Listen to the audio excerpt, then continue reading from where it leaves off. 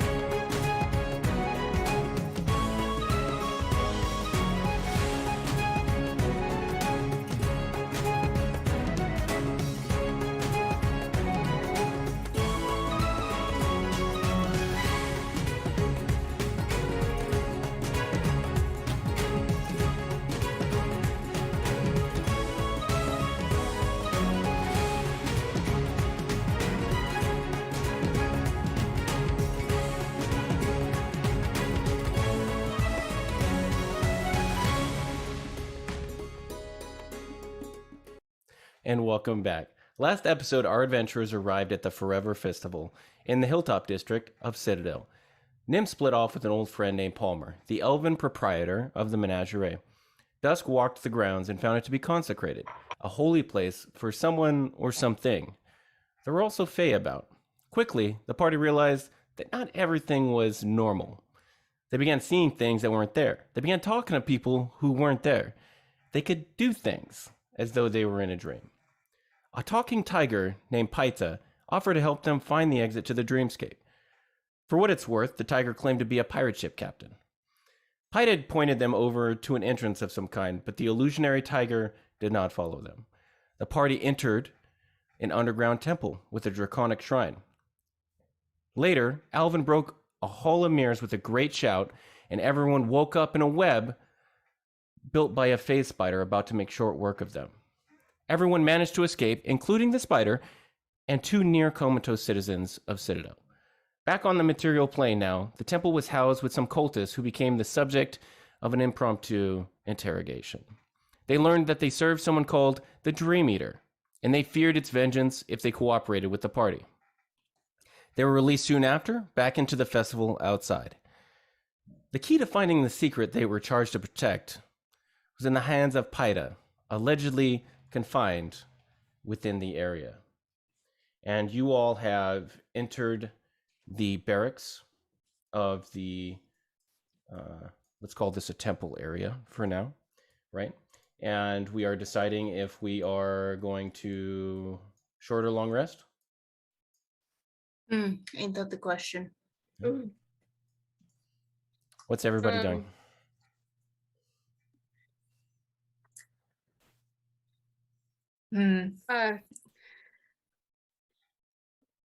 Dusk, you are in charge of yourself and Elvin, the squishy ones. That is not insult. This is just true. Tara is prepared to give you one of her healing potions that she still has in her bag, but Tara would advise you let her keep one just in case you do go down. Having both potions on a dead body does not seem advisable at this time.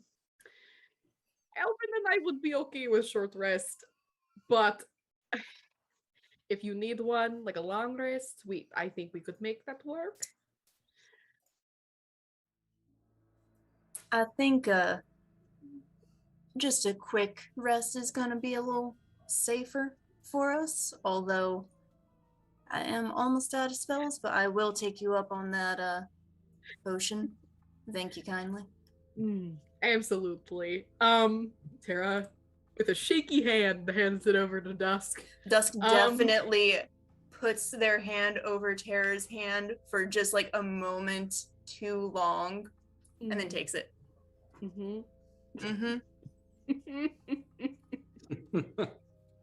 Oh, I love when Dusk is flirty. How Are they flirting or are they being condescending? Yes. All right, how many beds are in this room? Or Dusk and Derek gonna have to share? Oh no, there's only 2 beds. Well, I think this is on my bucket list to always like get some downtime in like a draconic shrine. It fits your aesthetic, Alvin. Not going to lie. It suits you here. Truly it does. And he just pulls out, he's like, well, I guess I could take a rest then too, and pulls out a spell book and starts working on a little arcane recovery as he's resting. All right. Okay. So we're taking the short rest, right? Yep, we're taking the short rest. Who's on watch? All of us? Tanner will volunteer first to be on watch. Okay. Roll a perception check. Oof. Let's say for all of you, since you're in a confined space and it's a short rest rather than a long rest. I assume no one's fallen asleep. That's a 21. Off to a good start. Nat 1 for 5. 17. Okay. Tara, you hear a little bit of scratching in the distance. Kind of like claws on stone. And it's beyond the doorway where you had come from. Beyond, like, to the outside? Or the doorway into the, like, within the confines of these walls? Within the hallway before you had entered, or the foyer, the entrance hall, is where you hear the scratching. Interesting. Well, unless Spider has suddenly grown claws, Tara would assume that this is Tiger that is slowly sneaking up on us badly. I think we're okay to sit around a little bit more. If you guys wanted to just keep resting, I'm okay if you're okay. Let's just maybe block the door with something. And can Tara go over and like pull the desk over in front of the door? Okay. Dusk absolutely doesn't move when you suggest let's move something. They're just like, yeah, sure, and just watch. Okay. So Tara goes over and grabs the desk and hear like a just like someone moving their chair in class, just obnoxiously, as Tara goes to block the door. And as soon as the door is blocked, you hear a slight hiss. Tara, under her breath, hello, Tiger. How are you doing? We are And not at doing your anything. feet, Tara, you see a cloud of greenish smoke float into the room, and I need everyone to make a Constitution saving throw. Good. We've trapped ourselves. Oh. Guys. Well, Tara got a 25. That's an 8 for Alvin. Oh. That's a 7 for Dusk. No. Well, Dusk and Alvin, as you inhale the fumes, I need you to make a nature check or an arcana check. As you take 21 points of poison damage. Tara, you take 10. That's 18 for Alvin. Alvin, you seem to recall that from your brief reading, poison such as this in gaseous forms comes from none other than green dragons. Ah, ah, this is like, maybe it's a shrine to a green dragon. And then in his, he kind of just collapses somewhat over, and it's like, the green robe, it does nothing. It does nothing. And he's like pulling it over his mouth, and he's like, he looks really, really worse for wear right now. Dusk rolled a 4. You don't recall anything relating to the gas, but Alvin did just explain. Yep. You're just like, this is really awful smelling. Yeah. Hearing Alvin kind of exclaim the green cloak does nothing, can Tara try and like stuff some blankets under the door? Like, the green cloak does nothing. Like, Okay, so Tara starts stuffing the door in the cracks, and the gas stops pouring through, except for little wispy bits. And Tara, you you get a few good snorts of it, but otherwise take no more damage.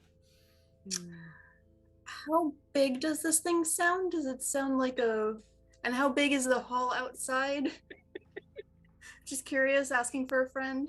So the hall outside, as you recall, is about 25 feet deep and 55 feet wide. But the hallways leading elsewhere are about 5 or 10 feet wide and generally long. So.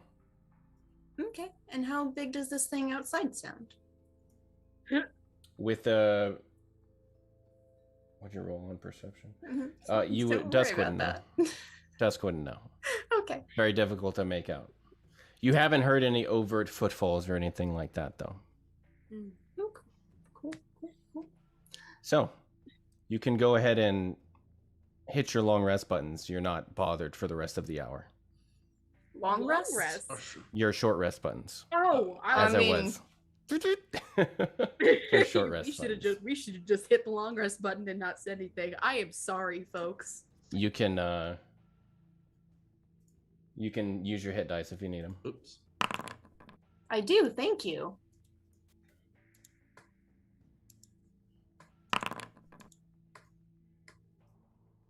Whoa, that was just one. I did. How much are we recovering? 6. Jesus. At least I'm back in the double digits now. That's helpful. That's good. You're doing good. Alvin healed 14. Oh, God.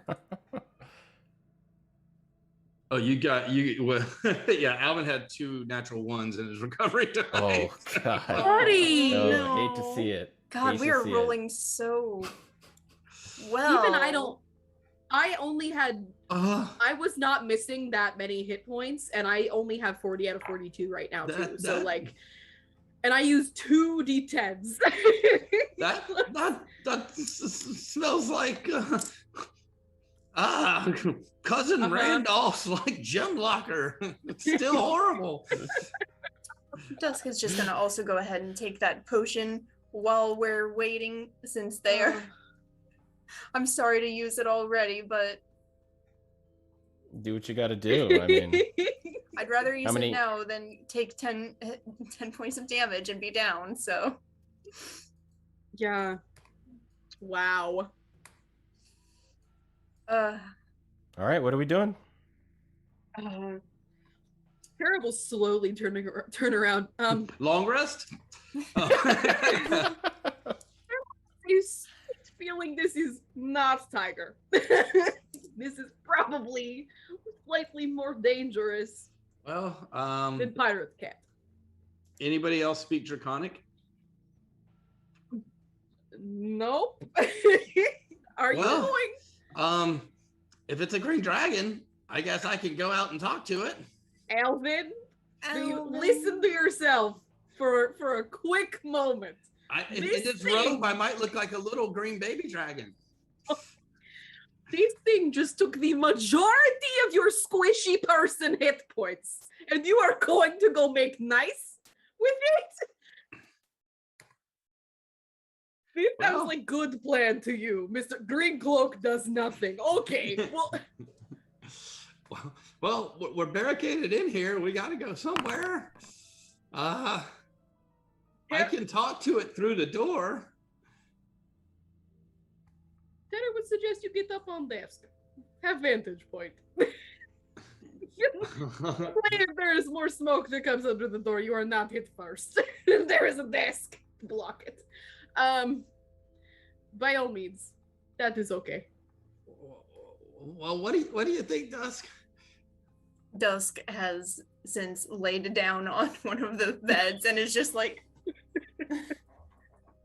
in the background. So Alvin, following the lieutenant's advice, climbs up onto the desk and just in Draconic goes, "Hello, Green Dragon!" No response, except Oh, for thank God. Alvin's voice bouncing off the walls within the chamber. Maybe it doesn't speak Draconic. Over from where Dusk is laying, there's just a little, I think that's for the best, darling. Hey, Jake. Yeah.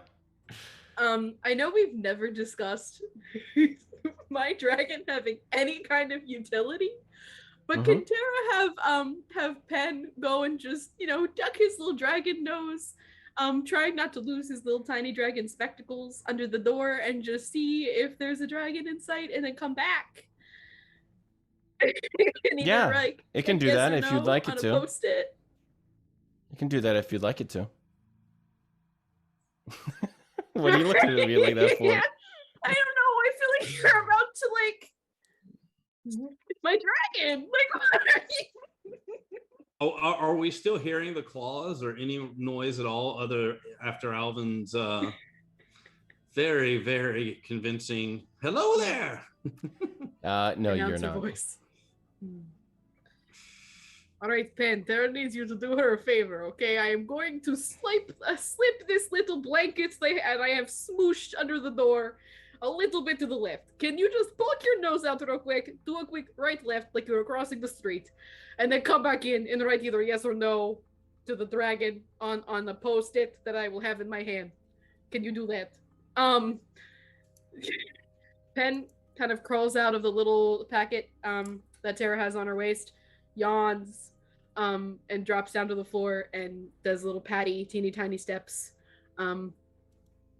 You can hear the little pads of little tiny dragon feet. Make a as he perception shoves his check. nose. I don't add For- anything to this. This is just. No, just a straight. I was gonna say it should be just straight. Yeah, just a D20. That is annoyingly average. Wow. Oh, okay, I thought that was a nat 1. It's a 7. Looks clear. Pen comes back and says, just writes down yes and big, underlines it a couple times, exclamation point. Is realizing, Ben, that we have not had your prescription checked in your glasses for several years. Perhaps this was not a good plan. However, we have to escape at some point. And Tara would like your permission to move the desk away from the door. That noise is what triggered the dragon last time. If we hear dragon again, Tara will promptly re-put the desk in front of the door. Question, darling. Are we leaving right now as soon as you move the desk? Or are you poking your head out? Is there space under the desk for Alvin to crawl through and maybe get through the door without making a screeching noise? Sure. Well, we could try to move it, or if you want me to try to sneak out there, I could do that. And do not. He reaches into his pack and he's like, I still got this powder in this explosive trap. As long as you only put your head outside of the door, Alvin, listen to me. Your head, not your entire body.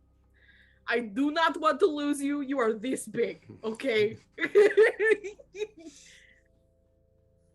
With that, Alvin's gonna try to quietly, he's gonna climb under the desk or get off the top of the desk, move under the desk, and then slowly push the door open. Okay. and it just kind of like a turtle. You just see like a little Alvin head kind of extend a little bit. Make a stealth check. I would like for Tara to prepare a reaction that if she hears a dragon, she is putting a hand under the table to yoink Alvin back into the room. Alvin rolled a 4 on a stealth check. Alvin. As Alvin was doing this, and as Tara is readying herself, Dusk has sat up and went to poke Tara with their lantern and muttered a little, and you have Vigilant Blessing, so you have advantage on your next initiative roll.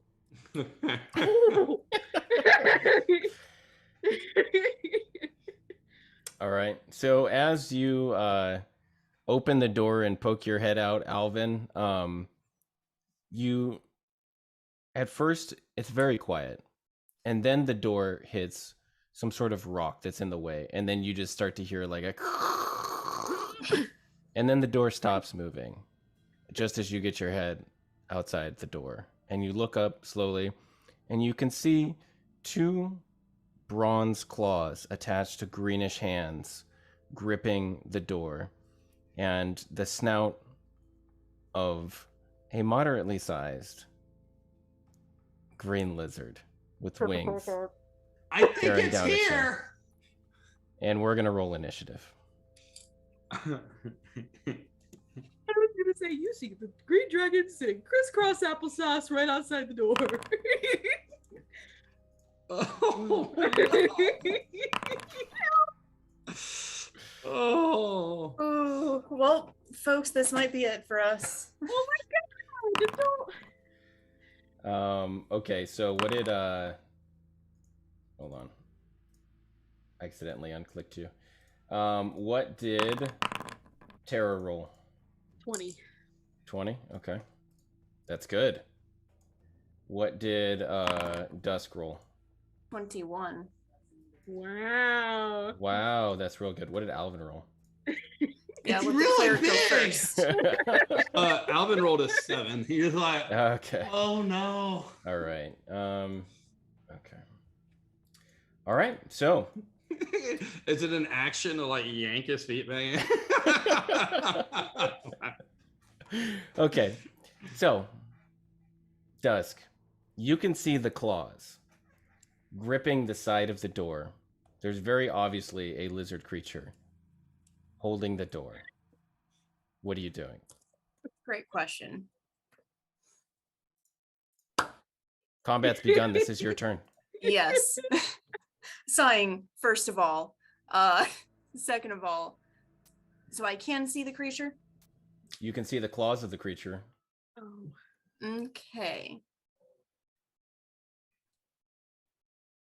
Man, I'm just gonna Sacred Flame it. I'm tired. And I'm out of spells. Do you need to see the creature to Sacred Flame it? A creature that you can see within range, yes. Okay, so the claws. You're just gonna aim at the claws. That's fine. Dex save. Yep, dex save of 14. Oh, connects. So you see the radiant energy start to burn the claws, and it lets go of the door. Whew. For how much damage? Oh yay, 8 radiant damage. Oh, that's quite a bit. All right. I guess Dusk is cranky. Would Dusk like to do anything else? Stand up from the bed. Okay. Fair enough. Tara, what's your dex modifier? Mine is, I believe, 2. Yes, 2. Okay. All right. This turn order is incorrect. I'm just going to update this to 19 then. Okay. Tara, it's currently your turn. What would you like to do? Well, Tara can't get anywhere with this desk that she has put in the way in front of the door. Correct. So Tara's gonna have to move that. That's probably gonna take her whole action. You're just going to flip the table? Yes. Okay. Well, here's what we'll do. You can roll an athletics check, and if you roll high enough, we'll call it a free action. Okay. Buddy, that's a 13. That's a 13. All right, so Bonus with action? one hand reaching over, you rip the table off and it flips, hitting the wall over to the side. I'm going to take half your movement for that. Okay. Dusk just nods appreciatively in the background. Tara would like to bolt out the door past Alvin, assuming she can like jump over him. Yeah, no problem. So you That only hop I was over on the Alvin, ground. you have 5 more feet of movement, and you see a green dragon wormling on the other side of the door hissing at you. Cute. Tara would very much like to grip her long sword and swing at the thing. Not at its claws, like at its neck. We're going in. Okay. That's an 8 to hit. No, not fast enough as the dragon recoils back, and you strike the door with a clang instead of the dragon. Would you like to do anything else? Just hit something your own size, you fiend. Trying to like antagonize it so it doesn't hit the squishy one. And Tara will probably step to the right a block so that if Dusk wants to come out, they can. All right. So the dragon releases the door and flaps its wings a couple of beats and releases poison gas upon both of you. I need both of you to make con saves. That's an 18 for Alvin. Oh, that's good. That's good. You both made it. Would you get Tara? 24, baby. 24? All right. As I roll, I don't have enough d6 for this, so 6. Oh my god. Oh, that fell off. Oh, emergency. That's what 6, you get for 10, doing this to us. And 15, so half of 15, so 7 poison damage. Cute. As this dragon flaps away.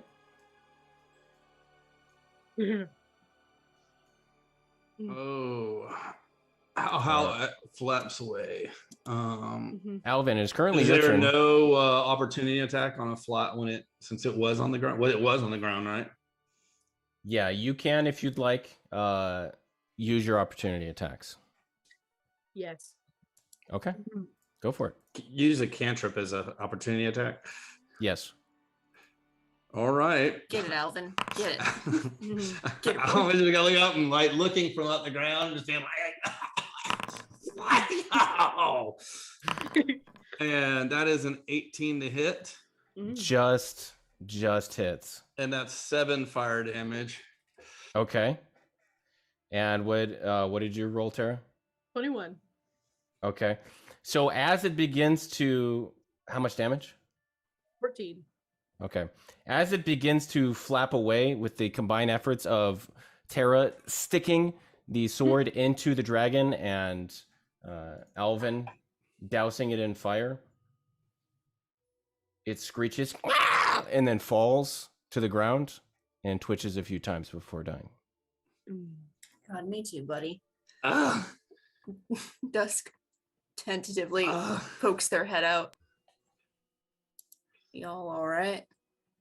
I don't normally say this, but I think this cloak's gonna need to go to the laundry. Alvin, that is top of priority list. Tara is slightly worried though because Dragon was headed over towards Shrine, so perhaps that was baby of bigger dragon that is in Shrine. So Tara would suggest we do not go in there. It would have rather retreated than fight, but now there is nothing to warn whatever is in that room. So, crisis averted. Tara is smiling much like a Five Nights at Freddy's animatronic, like it's clearly fake.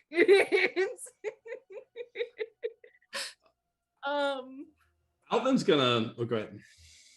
Nope, I had nothing else to say. Go ahead. Alvin's gonna kind of just like being on the ground right next where it crumbled is just gonna kind of like poke at it and look it over with a kind of scientific eye. Okay, roll an investigation check. That's a 17. Okay, so you recognize this as a dragon that has the description of one that you've read about before. specifically. Uno momento. I have to consult notes here. Yeah, me too. Yeah. Don't worry about it though. Really green. It's really just, beautiful scales. I should have had Dusk's this just open. There it is. leaning Okay. onto their lantern, watching this, just like. Okay.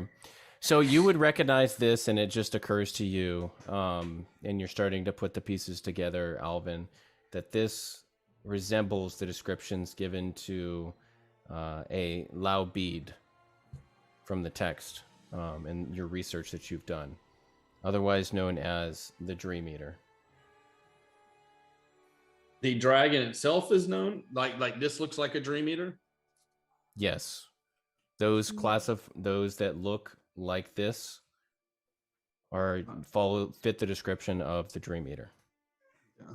So, Alvin relays this information and says, I don't know if it's supposed to be bigger, although it looks pretty big to me. But this, they kept saying the Dream Eater, and like this like matches the description and in this dragon book I have. And he pulls out like a pop-up book. No, it's the book. Yeah.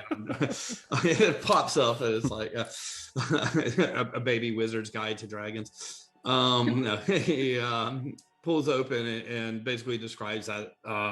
But I don't know if there's a bigger one or what, but this at least matches that description. I can only assume that there's a bigger one. Unfortunately, baby dragons tend to grow up if they are not killed first. If we remember correctly, the shrine had one giant dragon head in the center of the semicircle at the end. Yes, there weren't like multiple dragons in there, implying that there are just multiple small ones.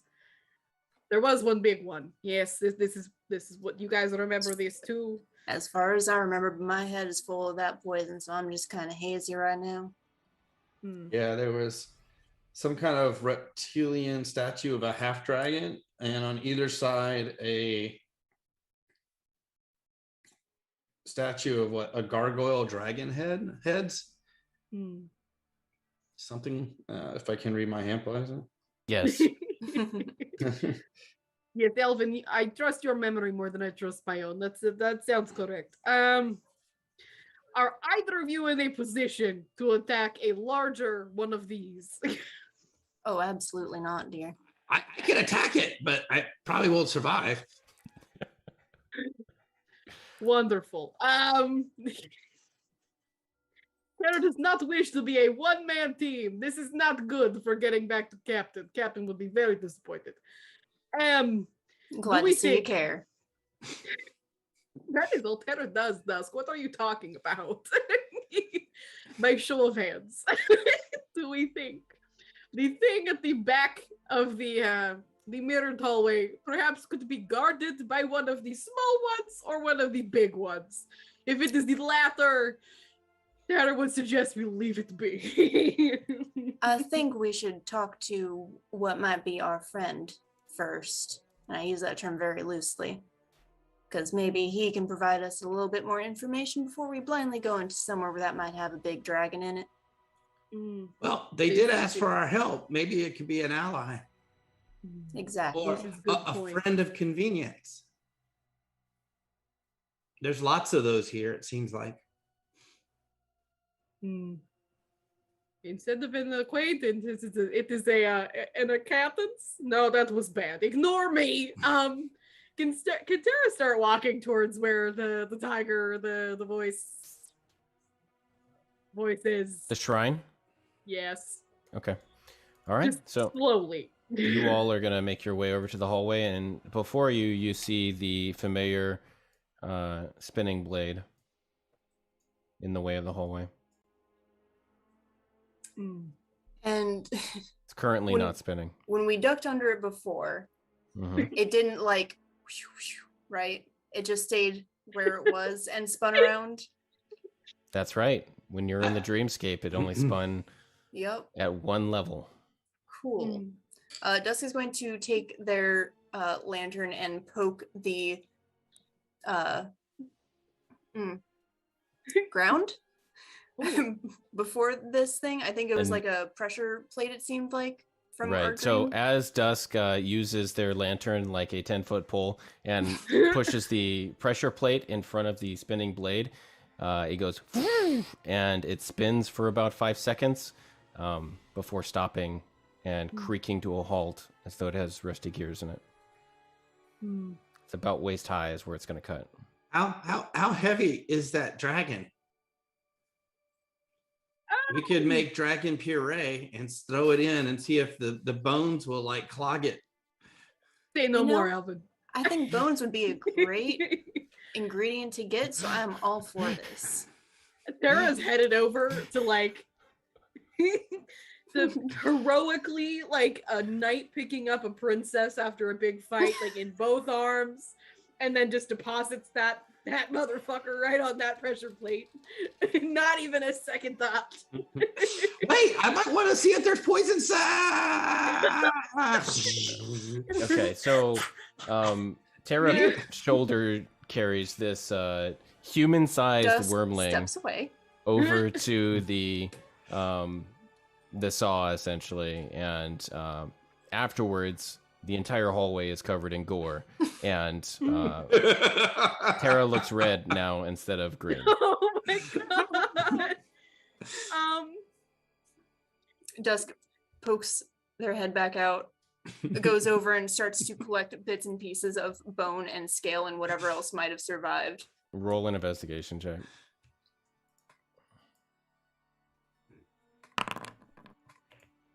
Ooh, a nat 20 for a 21. Go ahead and add a dragon skull to your inventory. The whole thing? Damn. Yeah, it's a wormling skull, but it's a dragon skull. Well, ain't this pretty? It's not like a clean bone skull that goes on Oh, a shelf no. yet. It's still like a rotting Yeah. head. So, okay. Yeah, they know. Add one rotting head to your inventory. Ooh, Okay. The keychain on the belt. It's it's good. Tara All right. wipes as much of this gore off of her as she can. Alvin is going because it was waist high, right? It was as tall as Alvin's face, though, because Alvin's short. So Alvin was thinking like if he can crawl under it and then see if he can find and then search to see if he can find if there's a way to disarm a mechanism that or if it's a plate or anything like that. Okay. So go ahead and roll a sleight of hand check. Oh, it's a 7. Okay, so Alvin, make a dexterity saving throw. Alvin, you should have let me throw you. Oh no, that's a natural 1 for a 3. Is this how it ends? Alvin, I thought I was no! on. It's okay. I have Yourself one a healing hand or spell. something. I have one healing spell and save the dying. It's okay. I thought I was underneath it. That's why I was going. It was under my head. Apparently, I didn't do this well. Okay. Oh god. As Alvin climbs underneath the very obvious trap and the pressure plate goes down, Alvin's cloak and clothing gets caught in it and ripped off his body. So now Alvin is on the other side in his underpants as there's a robe and some other stuff everywhere, and it's also ripped up your backpack, so all of your belongings are now strewn around the hallway. Oh no. Well, I guess we all know each other a little better now. The water's fine. The water's great. Oh no. Oh, sure. Alvin- And there's dragon guts everywhere. Oh, I'm so sorry. Alvin's gonna just dragon guts and just body paint and be like, I'm gonna be the scariest rock gnome on the block. You're damn Uh, right. Make an Alvin, you're- investigation check to grab your stuff, Alvin, All around the hall. Can I assist on the other side Yeah, if there's that's fine. anything cool? So Alvin, we are going to have to outfit you in something new before you go in front of the captain after all of this is over, because this is extremely unprofessional. I don't know. I think maybe that I should just do all my magic in my tiny whiteys, my Walter Whitey tinies. Oh. And Alvin rolled a 19 on his investigational. Okay. Yeah. So you find most of your stuff. It's mostly just your clothing that got torn up. It's like, oh, well, sorry you had to see me this way. It probably won't be the last time. Dusk like briefly goes through their things, like, oh, I think I have it. Sorry, hun. Alvin actually in his inventory. No, he doesn't. No, he doesn't. Yeah, he has some common clothes. So he has common clothes social wear. This happens often. I see. I always carry a spare. And so he puts on some little, instead of a robe, Alvin suddenly has on like a little gnome tunic and breeches. Yeah.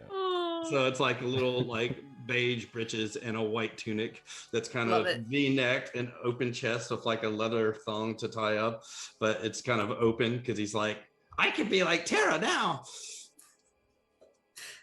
Wow. Well, I'm glad you survived that. Me too. Could have been bad. I think I need to get better at finding traps. I think the gods took pity on us, and I think we should take that as a sign. Dusk, Tara knows how she will get over the trap. How are you planning on getting over the trap? I'm assuming the same way we did in the dreamscape, where I just duck under it. It's waist high. On you Tara? can. You can do that. You'd be like low crawling though. So Alvin just got unlucky and like bumped his head and got a little bit of his cloak caught in, and it was like a blender. Don't roll a natural one. Yeah. Even if you're gnome size. God, the way you laughed right there sounded exactly like the start to the Spice Girls song, Wannabe, I think. I don't know, sorry. You just laughed there and it just like launched the song into my head and I was just like, damn. Anyways. It's Alvin's stripper song now. Oh, no. Boy. Stripping to the Spice Girls, huh? Alvin takes what he can get. Alvin! What are we doing? Well, Dusk, you can do that. Tara has another plan. Jake. Yeah. Tara would like to back up, get a running start, and then using the top of the blades, I'm assuming, are like a pinwheel with a flat top. Mm-hmm. Can Tara running jump, step on it to use it as like a, like jump, step, over kind of a thing, avoiding Make an athletics check. Make an athletics check. Okay. That might have been. Oh, that's only a 14. Oh, that's fine. Okay. Tara's pretty athletic, so Tara gets a running start and then hops up, and just like they're skipping stones on the river, makes their way across. All right. Dusk is going to duck underneath it carefully. Okay. Again, toss me. Roll a stealth or sleight of hand check for me. Please toss me your lantern so it does not get squished. Shoot you a dirty look. I'm sorry, what am I rolling? A sleight of hand or a stealth check. All right, both of them are +3, so. Okay. I got a 10. So you get by no problem. There, you feel the cool breeze against the top of your hat, though. Probably would have been as better the blade spins. If they handed the lantern over, but they are stubborn. Right. So you all have made it across the spinning blade, and now you are in a hallway that leads to your left and goes for approximately 40 feet before it leads into like where you remember in the dream was the base area, the lower level, and then leads the stairs upward to where the actual shrine is. And in this hallway, there was another trap. It was like arrows or something, right? That we saw? I believe so. Yeah. Sorry, I was asking our DM, our kind and Oh. benevolent DM, I'm not gonna out of remind you. character. Okay, That's what I remember. I believe so. Yeah. Cool. Would you like to investigate what you see right now? Yeah, not stepping any closer, but Okay. just So you can make a perception check or an investigation check. You can do that as, a group, and I'll take the average. 20. 27, not 20. Okay. Why don't we get these rolls when we need them? I think you do need it here. So That's every fair. 10 feet, you see slits in the ground, and also traveling along almost like a door frame every 10 feet are thin slits in the ground. Okay, in the ground. In the stonework, yeah. Does it look like there is a path around them, or does it cover the entire width? Yeah. It covers the entire width. It's in the ceiling, it's in the walls, it's in the floor. So it's like basically like passing through a door frame every 10 feet, and there's a small gap between each space. That basically goes from floor to ceiling up the walls. Yep. Okay. There's got to be a big So chunk it looks of like rubble. a big blade. Like a big chunk of rubble somewhere that Tara can see that she can grab. Dusk hands over a chunk of dragon. Okay. Oh my! Imagine rolling the whole dragon's skull. Just Oh no! down the thing. No, I'm keeping that, darling. Oh, it's just a chunk of like flesh. I think there's some bone in there too. Oh, okay. So Tara literally goes Dragon Ball Z. The ball of dragon. Wow. We did that, huh? Okay. Yeah, we did that. I So did go ahead. that. You had to So- endure it. What are you doing with it? You're just rolling Just it? rolling it, trying to like bowling ball that sucker down the center of the just to see what these slits in the floor are about. Make an athletics check.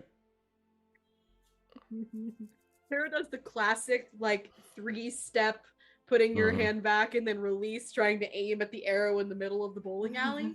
Mm-hmm. That's an 11. So it rolls, bounces, hits a couple of stones, and you hear a click before you see a rolling saw blade and cut the chunk straight in half with a splash of blood. How high up is the saw blade? Like how far up does it come? It circles the ceiling down to the side, down to the floor, up to the side, and then back up to the ceiling. Did we see where it got activated? Was it as it crossed that point, or was it like just before? Was there a pressure plate before or on it? Before. Okay. Well, ain't that classic?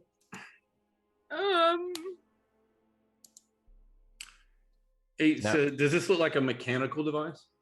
Yes. Oh, Alvin, hold on. Oh, buddy, he's got a plan. Oh, buddy, he's got a plan. Little man with a little Before plan. you do anything, please, they're going to pat Alvin on the head and give you guidance. So you have a D4 to add to whatever check you make. Oh, it's dangerous to go with this.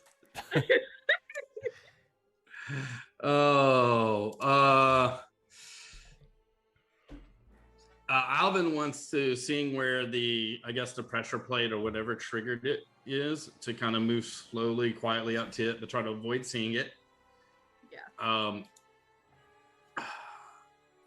And this is, I guess, my question is, in trying to figure out what it is, would he, like, can he do would it be something where he could do a check to kind of figure out, could he do a check to try to figure out how it works to then help him if he tries to disarm it or disable it? Yes. I don't, essentially, I know with Artificer's lore, you can add twice your proficiency bonus to history checks related to magic items, alchemical objects, or technological devices. I don't know if that would count or not, though. I'm gonna say yes, it does. So go ahead and roll on that. Okay, so that would be twice my proficiency bonus, which is what, plus 2 to that. So that would be a 24 total. Okay, so you are pretty familiar with this sort of device, and you've seen this often around Rock Below because of the amount of ruins that are connected to the society that you come from.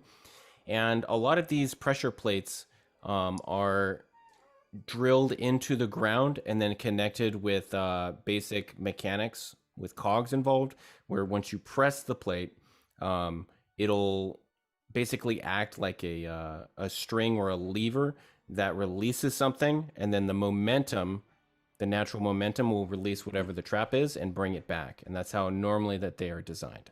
It swings. Oh, okay. Unfortunately, so it's the natural momentum. There wouldn't be a way to jam something in there then to make it freeze once it had been trapped. Oh well. Back to the book.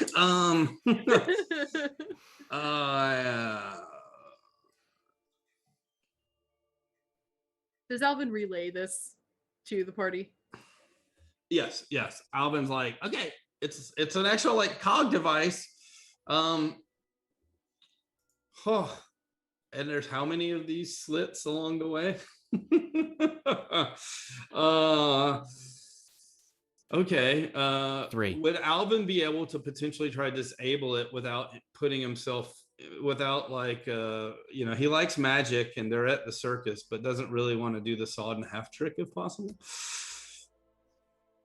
I'm drawing the slits on the VGT, by the way. Oh. Now you can see where the slits are. Yeah. That's really nice. Look at that. Well, I'm just trying my best over here, I'm sorry, I missed your question because I was drawing and I focused on like my kindergarten days. Is there a way, like, if he sees the pressure plate and he's on this side of it, is there a way that he can try to maybe disarm it? Wait a second. Alvin is going. Are there any heavy rocks or anything? Not on this side. You see some rubble on the other side. Does anybody have anything heavy that he can just leave on it? So it's like to see if it triggers and then is disabled because it's permanently triggered. I've got a spare shield and mace that I don't use. Alvin's going to experiment and like say, "Can I borrow that?" And then like just grab it. And he like almost falls into it. And you're like, "Oh, these are heavy. How do you carry these?" And then he's gonna from back drop the mace and then leave it to see if it leaves it trapped or triggered. Okay, so as the mace clatters down, it depresses the plate and the rolling saw blade, and then because the plate is still depressed, it swings back and then rests at the bottom against the ground like this. The plate is still depressed with the mace on top of it, but it is no longer spinning. Is it a size that we can just kind of step over? Yes, but it's about half your weight height. It's about waist high as it is right now. So maybe 3.5 feet, 3.5 feet tall. Ooh, okay. It'd be dangerous. You can do it if you jump. Dusk takes their lantern and just kind of pushes it aside. The mace? No, not the mace. The saw blade, just like moves it aside so that we could just squeeze past. Are you trying to hold it there? If it's like manageable. So as you try to push it with your staff, you find that the blade is very heavy. So I need you to make an athletics check. Oh, I am so good at this. Oh God! Natural 20 for a 20. Oh, what? You're never gonna see this. You're never gonna see this from me again. Oh man. Oh, it's you guys are like heckin' screwed. You guys are heckin' screwed later when you need these good rolls. I'm just saying that. Yeah. Okay. So Dusk with the lantern shoves and with a little bit of strain is able to hold the saw blade, but it's very obviously heavy and won't be held for a long period of time. Get. So we're traveling to the other side. What are we doing, party? go. Alvin's gonna dash, but knowing there's probably another one behind it, remembering that from the dream. Wait a second. Are there things on the walls too? It's a circular. It's a groove circular that goes all groove. the way around. Okay. Sweet. Dusk's arms are shaking. Is Tara crossing? Yes. Okay. Oh, All right. Tara crosses, and Dusk. As Tara crosses, you feel a little bit of a furry brush against your cheek. Oh, yeah? And you feel a little bit of a wind as someone passing very close to you. Make a perception check.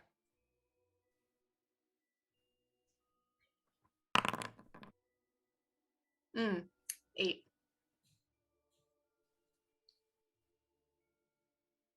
What are you doing? If it helps, my passive is 14.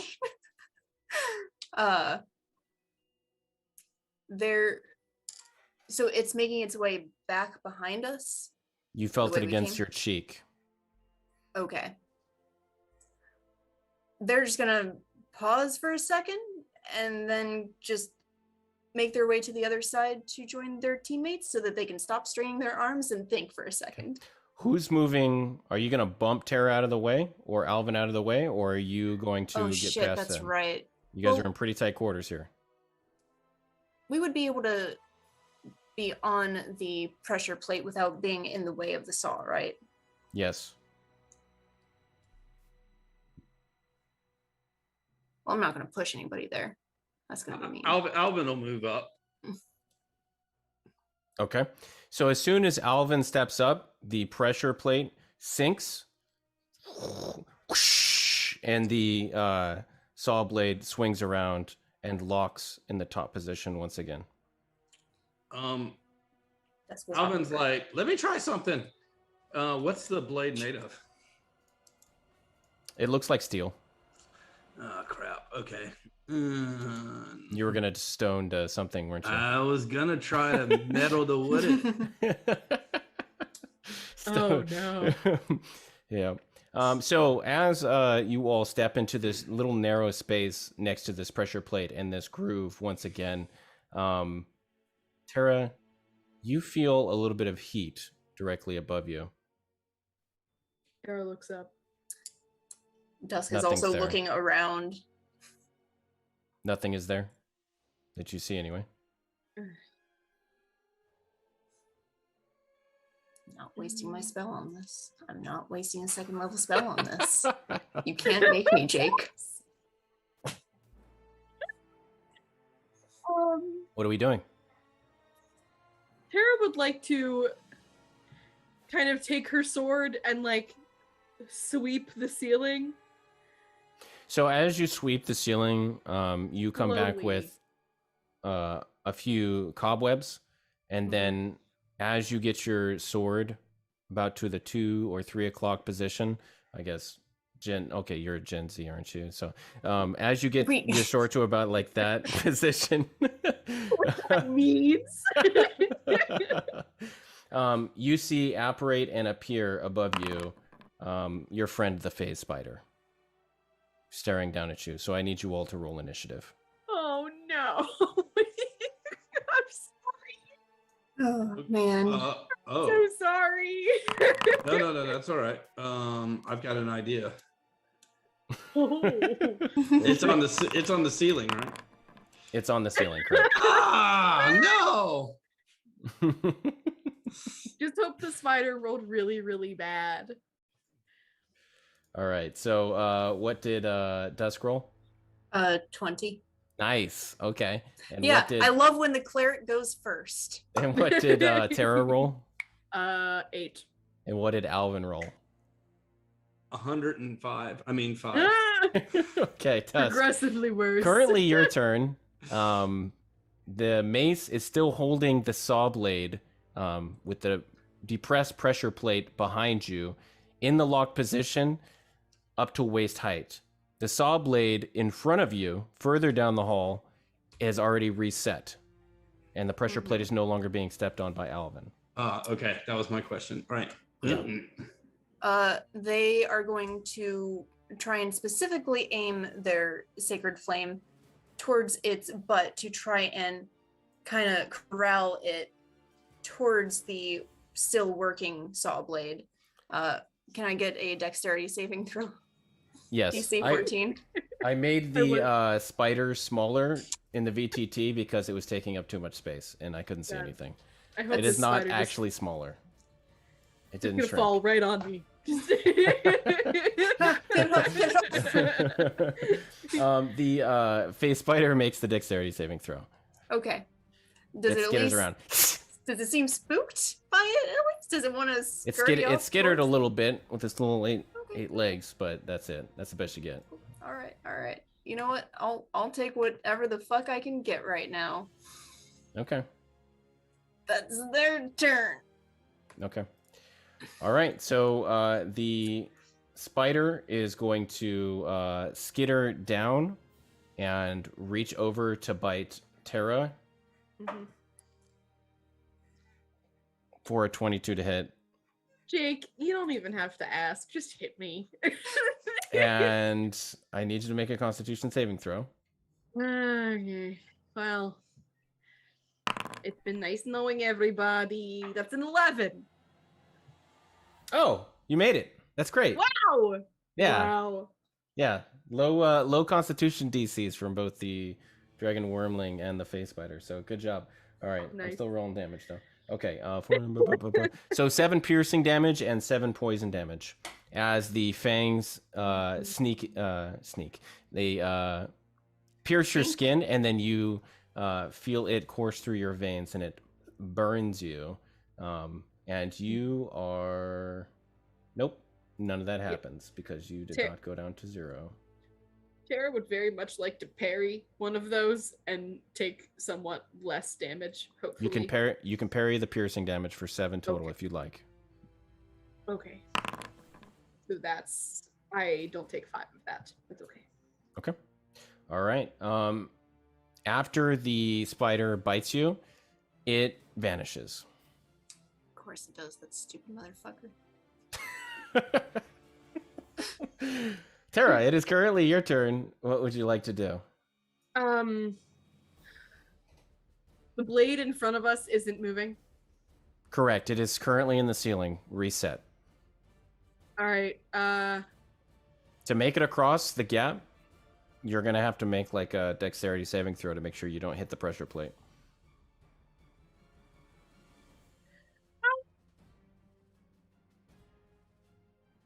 Unless you're doing something to specifically hit the pressure plate, in which case you might have some more options if you want to be creative. Yeah. I don't have anything to... Is there anything that Tara could pick up? Like a chunk of wall or like a rock or something? There is some rubble about 30 feet in front of you at the end of the hall, but nowhere nearby. There's me. Dusk has that shield that isn't being used that they offered up earlier.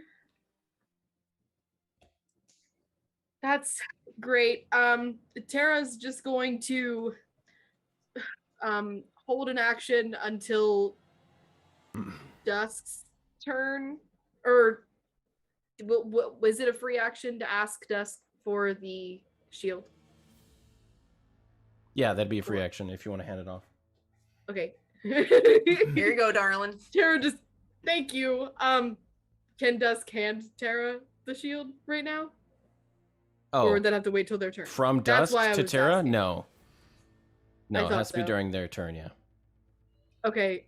Then can Tara just prepare to like grab it on Dusk's turn so Dusk doesn't... Okay. That's what Tara would like to do. Okay. And no more held actions? No. Okay. All right. Alvin, currently your turn. Alvin is going to step on the plate. Okay. The blade swings through. And then are you moving after you? Do I hear anything related to that? Does that cause any kind of scurrying anywhere with this sudden movement that went 360 degrees around the ceiling? I will give you a free perception check here.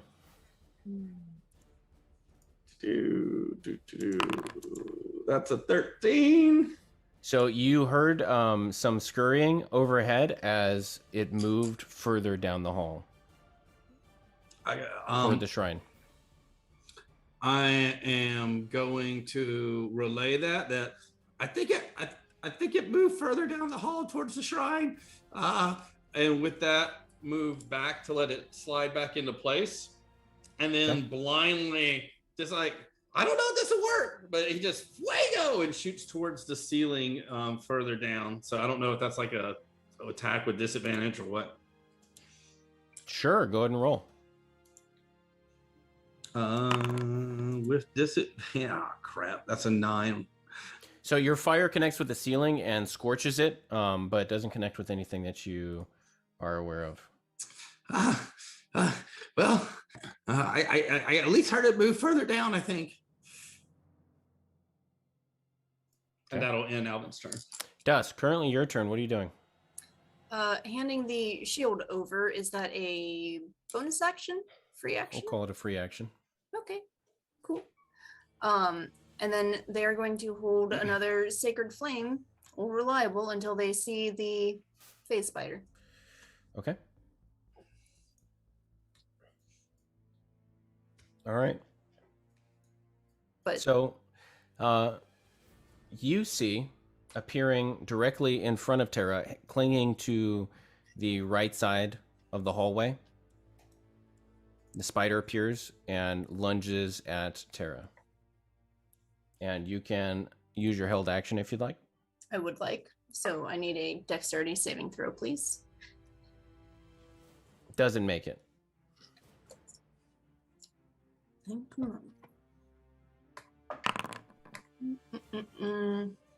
Three whole radiant damage. I'll take what I can get. So you see the flesh of the spider under the thorax start to radiate with some energy as it reaches forward to snap its very large jaws for a 17 to hit Tara. No, actually. It scrapes against your armor and then skitters back. Now, question, Jake. Because you said that you shrunk the token, is it currently over one of the saw blade areas? Not anymore. Okay. It's on the other side of the third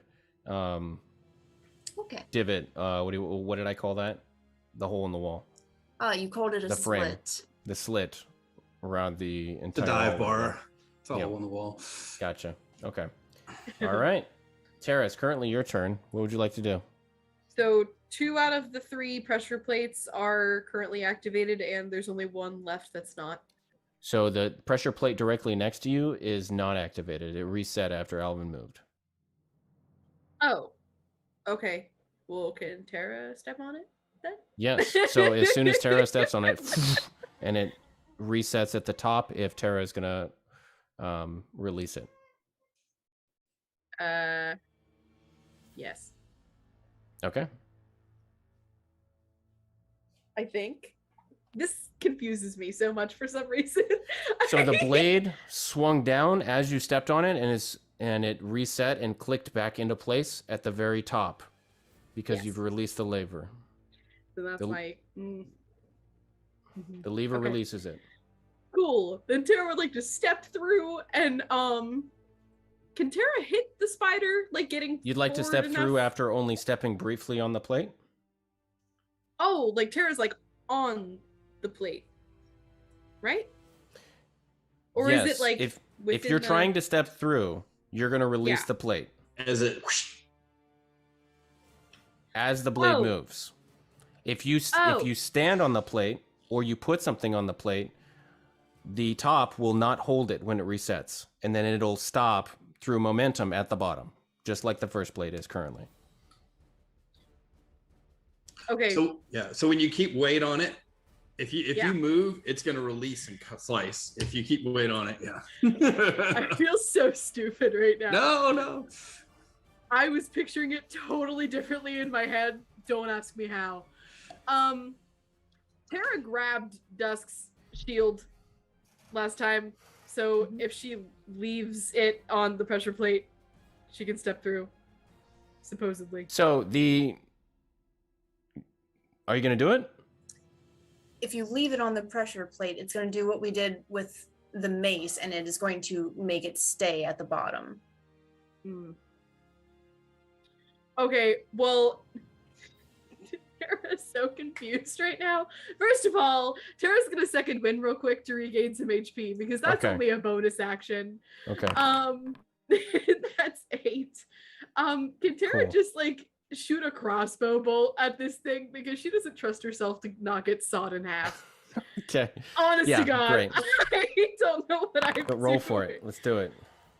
It's 13 to hit. Does that hit? That barely hits. So your crossbow bolt just pierces the side of the spider as it tries to skitter away. Cool. Well, that's 3 damage because I rolled not 1. 3 whole damage Yeah. applied to the spider as you see a little bit of purplish liquid applied to it. And I'm being blinded Yes. by the sun right now because my lighting's all jacked up this time. All right, so Beautiful. Oh, no. Alvin. And Tara, if you want, you can add that shield as actual armor. Just saying. My understanding is that with the bright light, that the face spider has disadvantage now. 1 second. Oh my God, Jake! Oh, Wow. that would kill me like on the spot. I would just get a fucking migraine right then and there. Oh, that's not much better. Oh, Wow. Jake. This is terrible. That was just So- fractured. I don't know whose idea this was. All right. So Close what are the you doing, Alvin? blinds. Wow. I did. sees That's the closed spider. blinds right there. That's closed. Yeah, that's closed. Anyway. Oh my God, dude. Alvin sees the spider and just starts weaving his hand around, and then you just hear the words "Darlo," and he casts magic missile. Okay. And the 3 darts come in for a total of 9 damage, force damage. Okay. Did you add the modifier? Modifier. Yeah, you should have a +1 to each one damage. Oh, yeah, I rolled a 2. Did it? plus Okay. 1. Yeah. All right, cool. All right. So the missiles impact with the spider and burns up its flesh, and you hear a spider screech. Would you And like to move? As far, his movement, he's not, but he is considering if the spider comes up. Can you hold movement? It wants to hold and push. If it comes back over where it was before to attack Tara or Dust, Alvin wants to kind of like push Tara out of the way so the blade will slide back up and slice it. That would be an action shove. Oh, okay. All Yeah. right. I wouldn't want to force that action on anybody. Okay. Well, then Alvin is going to stay where they are. Okay. Dust, currently your turn. What would you like to do? Quick question. Yep. How hurt specifically is Alvin looking at this moment? Alvin looks like he's at 10 out of 24 hit points. Okay. Thank you for answering with a number. I really do appreciate that. No, I genuinely. figured that. I was like, Alvin looks like a little worse for wear, but still not as bad as he did after he inhaled that noxious green gas. Okay. Well, I think this is going to be just a good point to finally burn my last spell because Dusk is just concerned at this point. Just a little worried. So they're just going to pat Alvin on the head, hold up their crystal ball. My God, my fucking God. Whisper and carry Pamamon. And you are going to heal back 13 HP. Oof. Okay. Oh my God, that felt incredible. Thank you. That's all you get. Oh. Okay. And would you like to move? Nope, I'm good. Okay. You all see as the spider in front of you vanishes.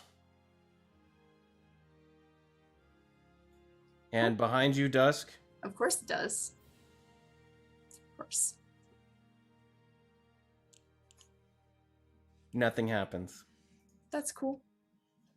But you do feel a little bit of wind as something passes you by. I think Tara. it went behind me.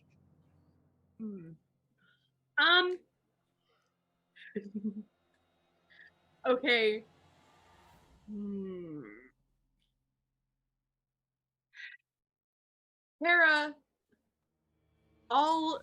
Tara's first of all gonna step off of this damn plate, right?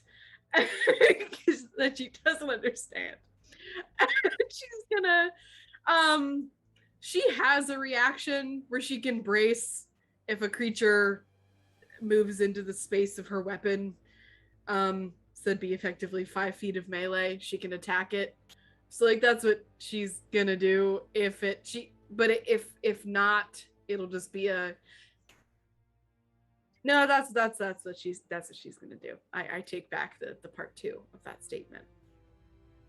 What are you doing?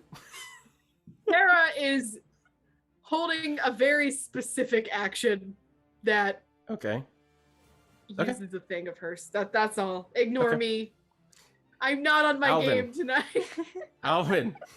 Well, I feel like I might have brain broke everybody 2 sessions in a row, but that's okay. That's okay. Covering. Alvin, currently your turn. What are you doing? Alvin is going to, having heard Dusk mention that it might have flung back, is going to kind of move catty corner. And then, or it actually, first thing that Alvin's going to do is just like, ah! And then after he does that, which hopefully doesn't count as his action, he's just going to blindly shoot again against an enemy he can't see, just going, all right, fuego! And he's going to fire a firebolt back in the direction that they think the creature's at. Okay. So I guess he should roll with disadvantage. That's a 15 to hit. So you see as the fire scorches the wall and leaves a mark. Okay. So it's like, and then he's gonna move catty corner between the two of them. Okay. Dusk, currently your turn. What are you doing? Dusk's gonna hold a sacred flame until they see this thing, and also can they hear if it has gone any further down? Is it running away again? Make a perception check. I'll give you a free one. You're so I'm sweet. gonna Thank knock you. it into that blender. 15. So, because of your unique properties and your lineage, you know that the creature is in the ethereal plane, and that's what you're feeling. You're not feeling a creature that is hidden and unseen. You're feeling a creature that is not there in the material plane. Mm-hmm. But because you are a tiefling, you know these things. Like, you know what it feels like. Okay, cool. Similar feeling to a ghost. Neat. Cool. Then yeah, they're just going to hold their attack until they see it. Okay. And see it you do as it appears directly behind you, clinging to the ceiling, and it leans down to chomp your head off. Go ahead and release that sacred flame, I guess. Oh, you're so sweet. Thank you for letting me do Doesn't that. make it. Not their head off. All right. What's the damage here? Damage is gonna 2. Okay, so as your hands radiate light into its mouth, it reaches down to crunch onto you for a deadly hit. You need to make a Constitution saving throw.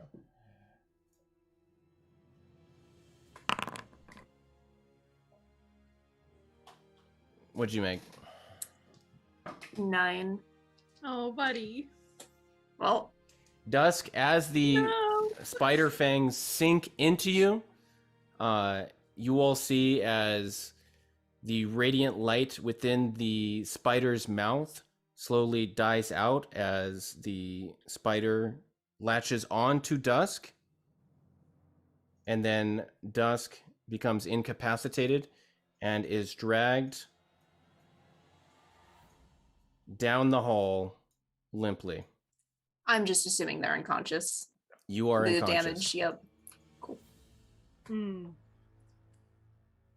Every session. Tara, currently your turn. What would you like to do? Also, of note, you are... Okay, I'll just tell you later, Tusk. Cool. Oh no. You are now a face spider. There's now a two very slots unique in your chest. characteristic in Jake's home. We get to live in the cocoon. Tara has to go through a thing to get to Dusk, right? Like backwards There's through the saw, the one that's in the ground, but Yeah. you would probably be able to just hop over it. I think Yeah. the pressure plate's on the other side, so it wouldn't Correct. trigger until you actually crossed it. There's a mace on the pressure plate right here. Yeah. There's a mace holding that pressure plate down. Therefore, the saw is on the ground Yeah. right here. You can hop over the blade if you'd like. You're going to have to make a dexterity saving throw to not knock the mace or reactivate the trap. Yeah, that's fine. Tara Okay. can't let Dusk be dragged into Okay. wherever this thing's taking it. Be a hero. Roll a dexterity saving throw.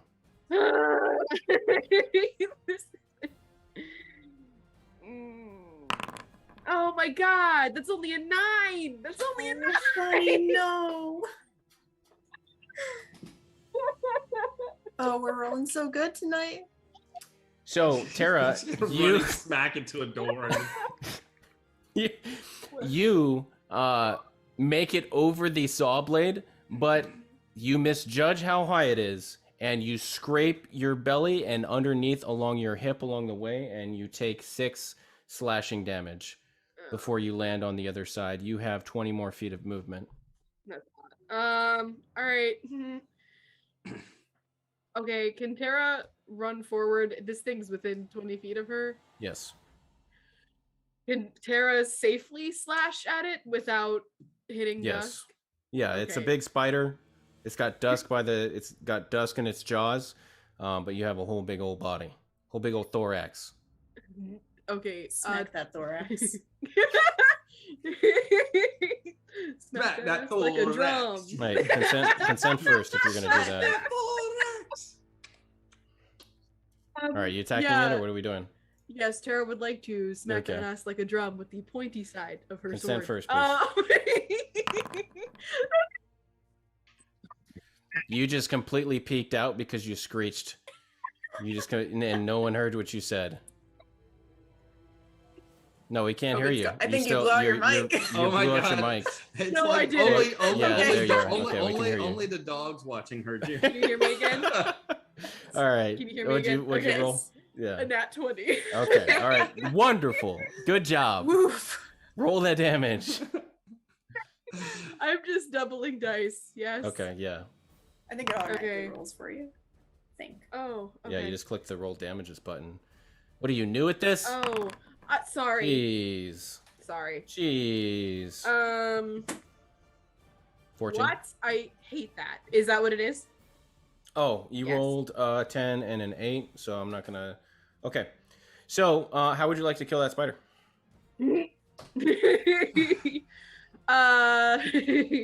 Tara aimed for the butt, so Tara would like to cut off the butt so it just bleeds out from the end that isn't holding Dusk. Why's it gotta be weird like that? Okay. Carve it up with Thanksgiving ham. Tara, you find a small piece or a small entry through this in between the plates. You pry through it with the longsword, and as you cut, you hear the creature screech and like rear back, and then start to scramble along the wall, dropping Dusk to the ground as it bleeds out. Yes, this was strategic so that Dusk would not awaken in a pool of blood. There's a lot of blood building. You're gonna have to move Dusk. I'll be So fine. it's pooling out now. Okay. So with that, we're gonna go to break. Wow. We'll be back in 10. All right.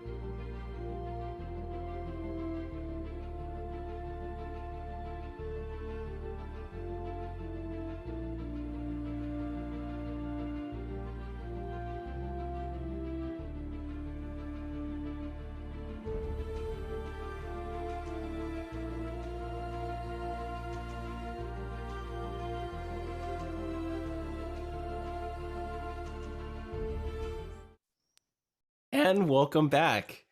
Okay, what's the party doing now that Dusk is incapacitated? Tara would like to give Dusk the other healing potion that she has, please. Okay. So, This is that why we looks- split the potions. that looks like nonverbal consent, so I'll allow it. Okay. Okay. Let's roll the healing, not the damage, the healing. Wait, is it 2d4? It's 2d4 plus 2. Oh, I thought 8. Okay, I will fucking take it. Thank you. You're welcome. You come back to life, Dusk, Mhm. and you breathe, but you find that you're immobile. Cool. No. We could use dust as the trigger mechanism. Oh my god. Can they speak or are they just No. cool? Huh? Wait. Oh The- no. Are they okay? Make an investigation check or a medicine check. Let's go with medicine. Wow. I'm gonna assume Alvin made his way across the saw blade. Oh, I can. If I can make a medicine check if you. Yep. That's an 11. So you recognize this as paralysis, usually caused by poison, Oh, probably by the face spider. I think they'll be okay, but Dust definitely looks more stoic than they normally do. Has it been recent enough for Tara to try and help, like, I don't know where Dusk was bitten, but, like, suck out the poison like they do in the movies? Oh, you're gonna suck Dusk? Damn. All right. Gonna require. All right, so if this is an X card moment, just go ahead and hit me in the DMs real quick. I don't know where Dusk was bitten. That's why I asked. Around I'm all for around it. the collarbone and neck. Oh my. So Dusk is stoic, but they have this wry smile on their face, and Well, I can't take it back now. all right, Like, so I'm so as sad. you lean over and no backseats. no take backsies. As I lean over and Strahd, Dusk's neck. And like just first of all, the fang marks on Dusk are pretty large and only partially closed by the regenerative energy liquid of the healing potions. And as you get a little bit closer, like there's this waft of like acrid scent coming from it that's not natural. Are you gonna try and suck out the poison? I feel like this is a bad idea, but I really I'm want just to. describing it like it is. I You don't can know. do whatever you want. I don't know if I can carry you both.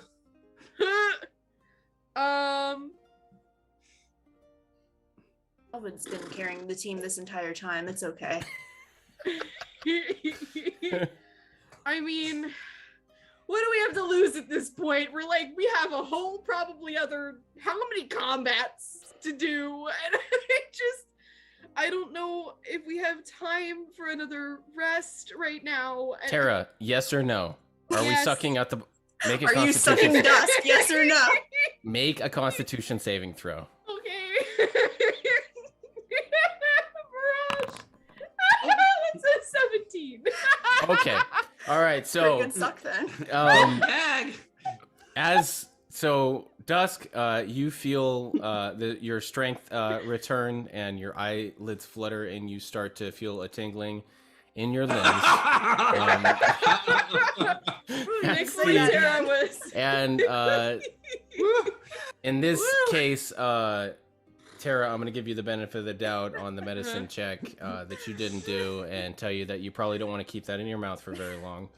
Tara sits up and Don't do it. Yours. Don't do it. spits it out of her mouth and wipes her mouth off and looks dead at Alvin. He goes, Tara was taught to spit, not swallow. Told you not to do it. I told you not to. I told you not to. Oh, okay. All right. I'm All sorry. right. I'm just gonna say that was impressive. Just over. I'm rolling damage dice right now. Because we speak. Like, this is unsatisfactory. Okay. All right. Oh God. Yeah, the paralysis lifts from you, Dusk, as Tara's impromptu and very strange method of medicine. Medicine. Poison extraction. Yeah. Can Dusk looks like better at least a little bit? Dusk can start to move, and it's going to take a little while to get full motion, but it'll be. Alvin hands Dusk one of Nim's cigarettes he found stashed in his. It's like a crush and like half. They just shakily take it and just like. Tara is gonna put a hand on Dusk's shoulder and just go, there is a reason Tara does not play doctor often. My apologies. Oh, darling, you have nothing to apologize for. Can Tara stand up and help Dusk to their feet, please? That's up to Dusk. Like that, like up to Yes. No. This is so I'm just funny. the DM. You can do whatever you want in this carefully crafted, very serious world that I've made for you. I've personally crafted with my own hands. Okay. Sucking someone off is very serious, okay? Oh my All God. All right. So you help them to their feet. Mhm.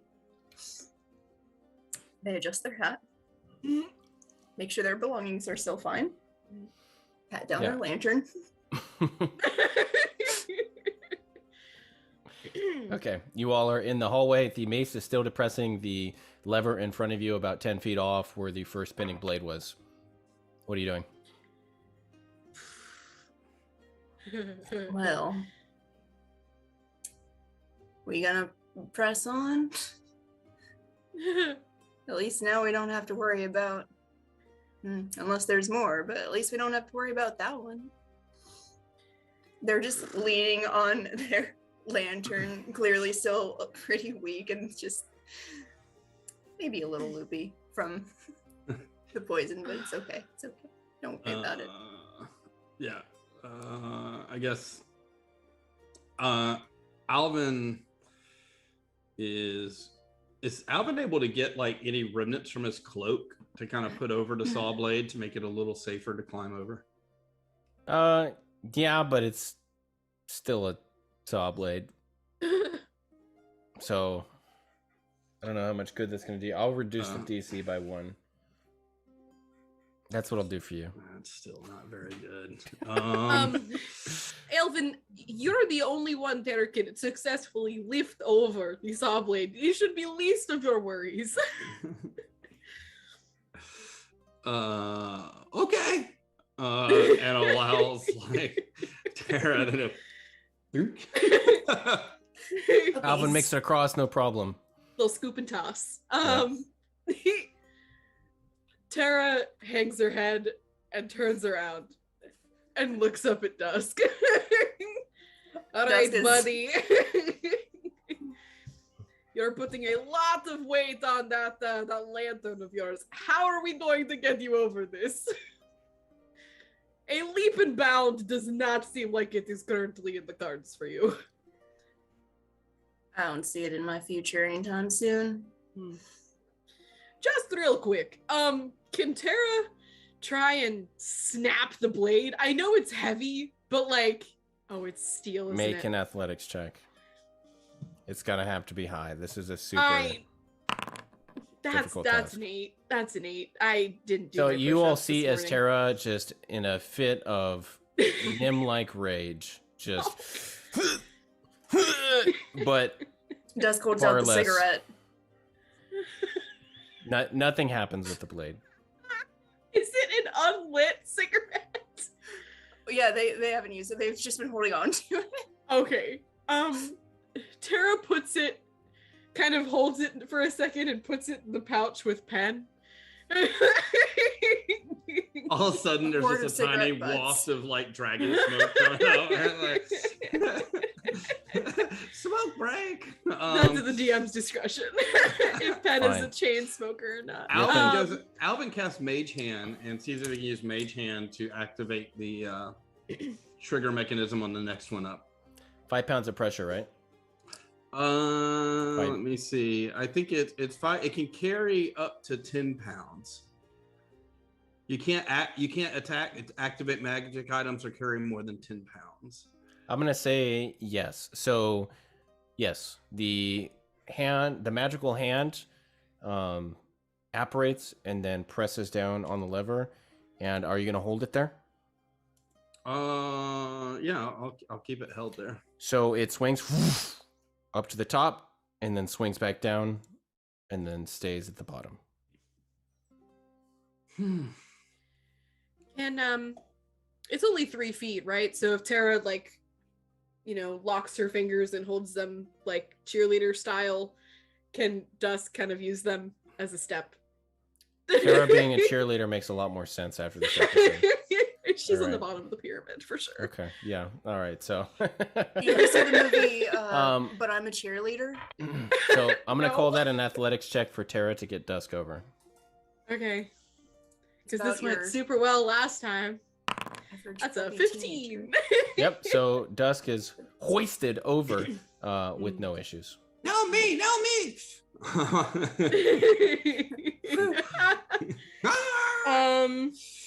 Tara's still on the opposite side of the blade. Yeah, well, Tara's gonna have to Dusk hop will over step it herself again. onto the pressure plate to make room for Tara. Okay. Making sure they hold their tail closely and away from the blade. Make an athletics check, Tara. 15 again. Okay, you find a little loose brick that you're able to grab and get enough of a hoist of yourself to get on the other side, and then as you reach the other side, that brick gets pulled out of the wall. So you're Alvin all between moves. these two immobile blades. One is being held by the mage hand on the near side. Well, here we are again. What? We're on the opposite side now, right? You're right here. Mhm. Oh, I thought the one. You're where your tokens are standing. Oh, okay. I thought we You've only already passed crossed one. Oh, I thought the mace was still on that one. Yeah, the mace is on the first one, but that you still had to climb over it. Mhm. Okay, so what did we just do with the one that was activated by Mage Hand? It's just still So there. that's the one that's resting. The first two are both resting on the ground. Okay. Yeah. So they're both resting at the bottom position. It's still 3.5 about feet. Okay. Yeah. Got it. I was one behind. I thought I thought I was already over that one and they were too. Okay. You were until the combat. Yeah. I thought just then. Well, we can try that again. If you're feeling up to it, Tara. Tara does a scoop and toss of Okay. Alvin. Alvin, you're the easiest one. You don't even have to ask. Yep. That's easy enough. I'm not gonna make you roll for that. Alvin just gets hucked over to the other side. Mhm. All right. What are we doing? Okay.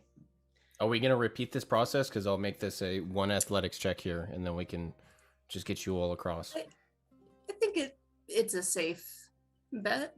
We want to use this method. I think Tara's reliable. Roll athletics at advantage. Okay. That's only a 10. Okay, that's fine. It's not very high. Thankfully, it was an advantage. It would have been a nat 1. Woo-hoo-hoo! That's how the story ends, folks. I'm Tara- sorry. Alvin suddenly Shish sees the kebabs, other everybody. two sliced in half and it's just like, ah! I know I can't get back over. It's trapped there forever. He becomes the new Yeah. resident ghost. The new resident right. ghost. So you make your way back across, and you see some piles of rubble along the wall. You see some remains before the two staircases that lead up to the. You see the lizard-like statue figure with the weapon, and then you see the draconic heads and what appears like a devil's head along the wall in the two coffins. One of them has the. It's like a dais. What do you call that? Yes. where it's like carved into boss relief. It's like a boss relief of on the coffin. There's one of a human woman and then one of a reptilian creature on the other coffin. Is there still a glow to the dragon's heads? I think we saw that in the dream. No, there is not. It appears like normal stonework. However, you can make a closer check if you'd like. We're gonna move closer. Dusk will stand at the bottom of the stairs. What do you think? I could go take a peek. Dusk reaches over and pats Alvin and is going to give you one more guidance. So one more D4 or 2. Okay. An ability check. Alvin is going to check for traps as he goes. Okay. As you ascend the stairs. Okay. Yeah. Mhm. All right. And Go ahead and Tara's roll following investigation. close behind him. What do I roll for that, Jake? Investigation. Investigation. Is that with guidance as well? Yep. So that is a +4. Okay. Whoops. What'd you Oops, get? Crap. Sorry, I screwed that up. I rolled way too many dice. Add them all. That is a 20. Okay. So as you are mounting the steps, you notice along the ground, right at the very top of the steps, is a small pressure plate. Not again. Ah. It's easy enough to step over, though. So, Alvin, because he really wants to use this ability, and because the floor I'm taking it is stone, is going to cast. Well, it won't be this ability, but it'll cast. Whoops, let me clear that. Is going to cast Mold Earth, which will make it'll be like. Basically going to spell like danger on the stone right where the pressure plate is. Okay. Oh. All right. It's easy enough. The inscription is made. So that everybody can clearly see it. Okay. Yeah. All right. Assuming no one purposefully steps on the pressure plate, you all make Correct. your way up. Dusk reaches their lantern. No, I'm kidding. No, don't move Dusk up there. I said they were staying at the bottom of the stairs. And as you step up and you hear muffled from within one of the coffins. Is it the one? Oh, hello. What? It is about time that you reach me. Is it the coffin of the humanoid woman or the? Yes. I'm just gonna keep my hands here because I'm doing this voice now. Hello, Paita. How are you doing? Well, I am doing you know I'm not going to lie to you. I usually am very much better, but you know, circumstances have me in here instead of doing things that I enjoy. So I'm so glad you could make it, and it is very, very good that you are here now. I was thinking that perhaps we could make good on this deal because now you have I have done you this favor. Now you are on material plane, right? Yes, in fact, but give us one moment. Tara needs a huddle with the rest of the party.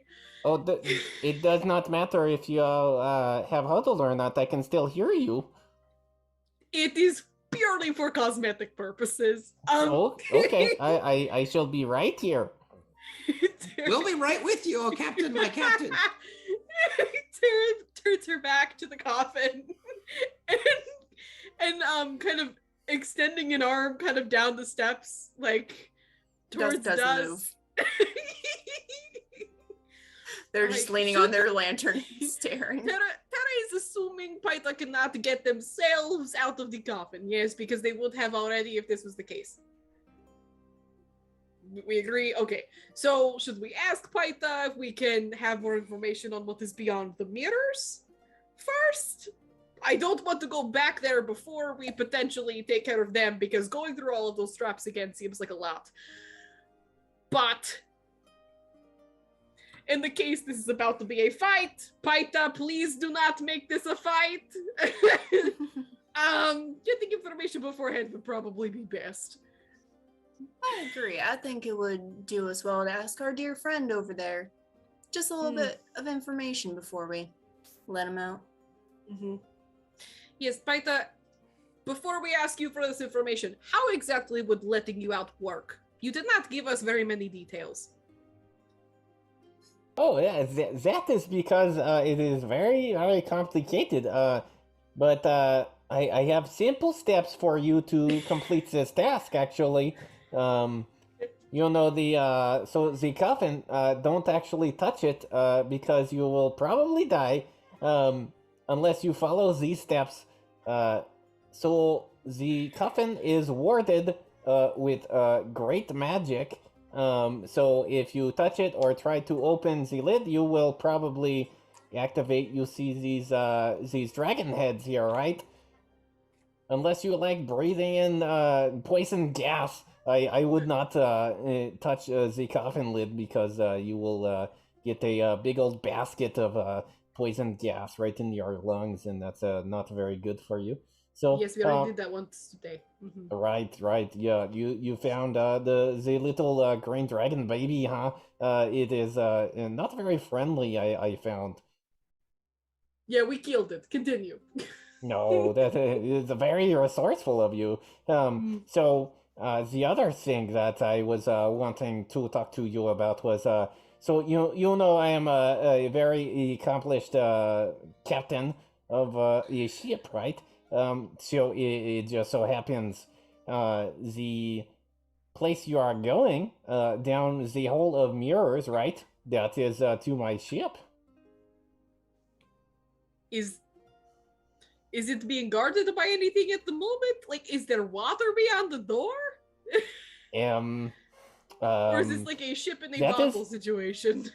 I do not think that even if I explain that you will really understand because it is not a normal ship. But if you all right, so I am very, very embarrassed about what has happened, but you know, I did get captured by, you know, the cult because they are trying to have this presence in the city, right? And getting rid of me was allowing them to, you know, have this presence in the city, right? They left something the cult very. Who put you there? What was that? It's the cult who put you there? Yes. That is right, yes. What were you doing before that they didn't like? I was sailing on the astral sea. You know, minding my own business, actually. I'm sure. Sometimes I visit the city because that is what I'm asked to do, but you know, it's you know, I don't ask you about all of your private business, do I? Of course not. But you didn't answer one of our other questions. Is it What's being the other guarded? question? Oh yeah, yes. On the ship, I think normally they leave something to guard it. I know the password to open the door, but you know, on the other side is probably something very dangerous. And if it is what I think it is, you can actually use the remains of what you find to open this coffin, and that would be very helpful to me, and then you would have a friend for life. Don't you want to be friends with me? I'd like to be friends with everyone. Could you be more specific about what that thing is? It is.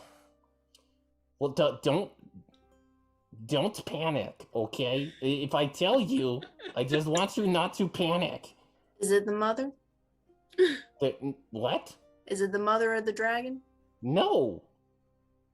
Don't No, act so arrogant about it. It's a perfectly reasonable question.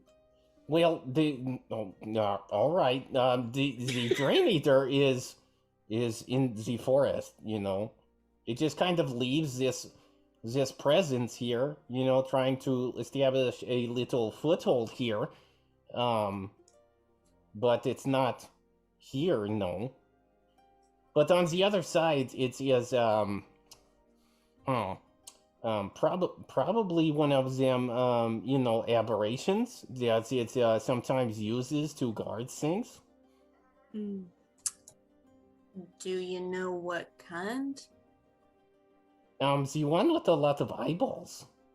Ah, great. But it's Is probably just a little one, so it's probably fine, I think. But just to let you know, because I really want to be your friend, I have definitely locked the exit here, so you can't leave the temple until you free me. I love them so much. All right, Paita. Sure, absolutely. You lock the exit. We are effectively trapped. The 3 meter summers here. Nothing else. Okay. Right. It's for your own safety. You don't want to go back out there anyway.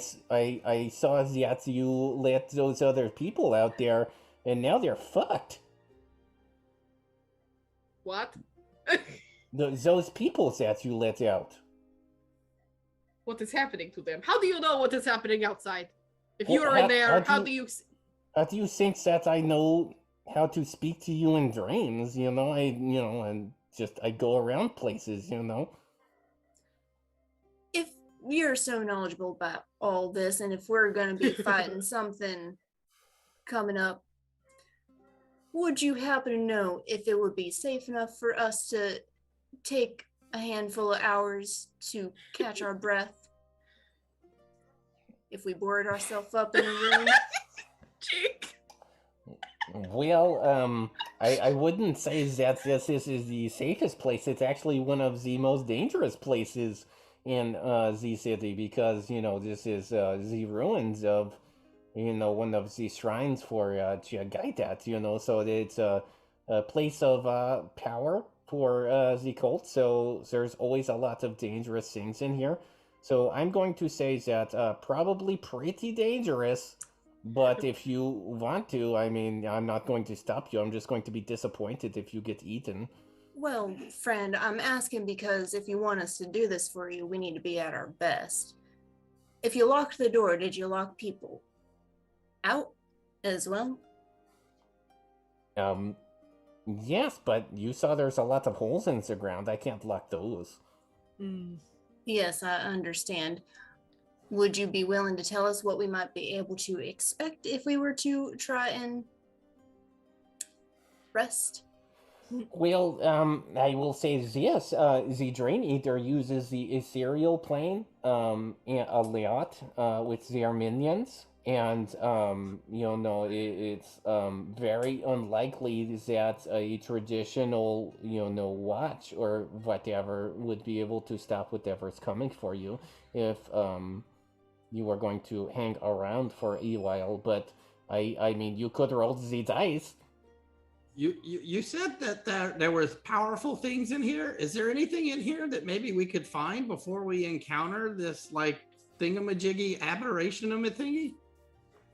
Oh, yeah, there's a lot of very special, powerful, magical items in this coffin that you can't reach right now. But maybe later you can have them. Well, that doesn't do us much help now, unless you can, somehow transport them out, but okay. Who is in the other coffin, Paita?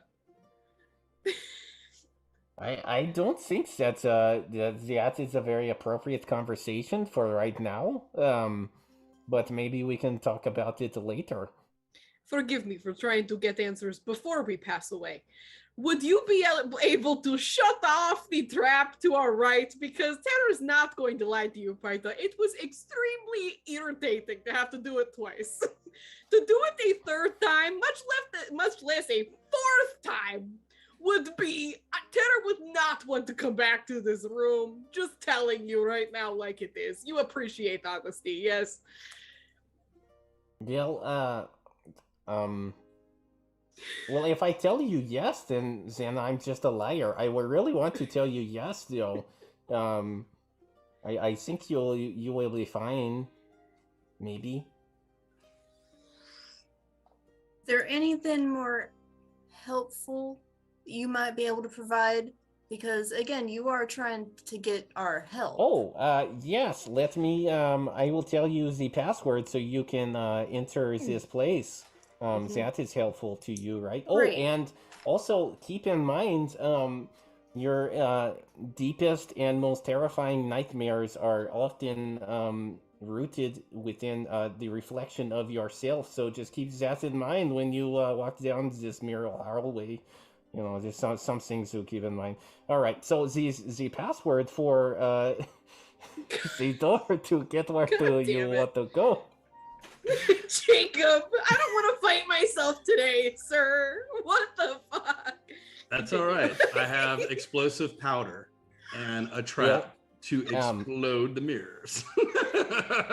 The password is actually quite simple. It's bienvenue dans notre nid. Do I recognize that? Is it in Abyssal? Yeah, it is. It's welcome to our cozy nest. Oh. In French. Yep. Again, you guys usually can't hear my spells when I do remember to actually say them because I whisper them, but they're in French. Yeah. Oh. It's a shocker I didn't get that from all of the Frenchificator stuff I did today on Twitter. Wow. All right, Paita. Well, I guess we are doing this. You do not happen to have any spare healing potions lying around, do you? I know that is a big ask, but we are kind of screwed. There is a lot of healing potions in this coffin, but you can't reach them. So interesting. Yeah, I'm actually lying. I'm just kidding. But you know, good luck. And oh yeah, remember the parts of the aberration. You know, you mix them with a little bit of something, and you find in my captain's quarters. It's labeled in a grain bottle. If you mix the eyeballs with these things and the grain bottle, then that will, you just splash it on this coffin, and it will dispel this this trap, and then I can leave. Just to be safe, there's only one green bottle. Yes, there's not going to be like two green bottles that are different shapes that we have to choose between. Well, it depends on how good you are at recognizing green, because there's lime and emerald, and I'm just kidding. Yes, it's only one green bottle. Tara looks down at herself like, I've never recognized green in my life. Tara has red-green color blindness. Forgets what kind of Genasi. It's the kind where she doesn't see green, she just sees like red as green or green as red. So there's two reds in her rainbow. Amazing. Go ahead. All right, gang, are we leaving? Dusk, you look like absolute hell. I mean that in the nicest way possible. Can we help you at all before we leave? Or are you just going to go as is? I mean, I think I'm kind of screwed anyways, but you know what? Well, I mean, you're not wrong. We almost screwed earlier, YOLO. So, let's just try to get out of this trap for the third time, and then look forward to the fourth time if we live. As As we are making our way back, what does Dusk know about these eyeball aberrations? Wink. Roll a nature check. Can it be survival? No. But she asked so nicely. Hey, sorry. It's okay. Natural 20 for 21? Wow. Okay, so you would recognize what Paita is describing as someone from or something from the Beholder family. Yes. With a natural 20, can you provide any useful information that I can provide my teammates? This is the witches all over again.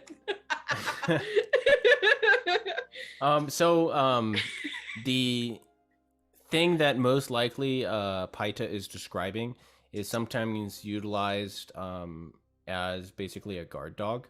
And they'll be summoned and then used and controlled by wizards for that purpose. And they are smaller cousins of the larger, more dominant beholder family, otherwise known as a spectator. And they have 4 different eyes, which each have different types of mind rays that it can use to confuse, paralyze, frighten, or wound. And also, because you rolled a natural 20, I don't understand where these natural 20s for nature are coming in for you, but getting slod flashbacks. You know that the beholder family of creatures, of aberrations, have the ability to reflect spells. All right, cool. You don't quite remember the circumstance, but you know that it's possible. So, as we are making our way back over the traps and through the woods, Jessica's going to relay all of this information to their team. Athletics check, Tara. Let's do it. Oh God. At advantage. Dusk, you might want to grab your mace on our way back out. That's a 24. Okay. Yeah, no problem. You all make your way across. Taking my And- mace on the way back. Okay. All right. Terry, you want to hold on to my shield? I think you're getting more use out of it. My hands are usually full during combat, so I can't use it. Sure. Why not? So you've made your way back into the main entrance hall? What are you all doing? Hobbling regretfully towards the mirrors. Do you want me to try to blow them up again? I did that in a dream. Yes. Yes, I do. Alvin, how do you plan on doing this? Are you going to like Well, remember estimate where the middle of the hallway is and put it there? well, if anybody has rope, I'm gonna like head down and like if y'all want to tie it to me. And when we went in that first thing with our first mission for the company, there was like some explosive traps and some explosive powder. And I'm going to leave one of the explosive traps and then create a fuse back and light it on fire and then send it up to explode the mirrors, if that'll work. Like a fuse and then an explosive, and then see if we can shatter the mirrors. That is a top-notch plan. Because I was so excited to find explosive stuff when we were on our first mission. It was like right up my alley because things go boom. Yeah. Are you gonna use that plan you had earlier of being invisible to do this? I unfortunately no longer have that ability. Oh God. So I guess I'll just find out what my worst nightmare is. Oh no. Well, well. You can blindfold me and just tell me to go forward, and I'll just, well, that's going to make it hard. The look on the DM's face. Alvin, just look at the ground the whole time. Blindfolded explosive charges. Nothing can go wrong. Tara has 50 feet of rope for your disposal. Do you think that will be enough? I guess looking down, I guess it'll have to do if y'all want me to try this. I think it would be worth it. They're going to reach over and pat Alvin. I'm going to give you vigilant blessings so that you have advantage on On initiative? initiative. Thank you. My God. And also guidance. So you have a D4 to add. Alvin's like partially terrified and partially super excited. Oh.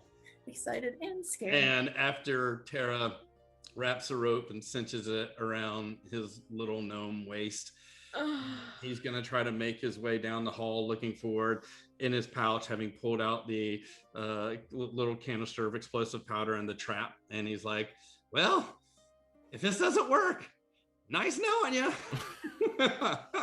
You're a brave soul, Alvin. That's what they always buddy. say. All Brave. right, so as soon as Alvin steps after the blindfold is applied, And Oh, Alvin. I don't. Do y'all want me blindfolded or? No, I think you were gonna look at. I'm the just floor, gonna right? look on the floor. Mhm. Yeah. Okay. Make a wisdom saving throw.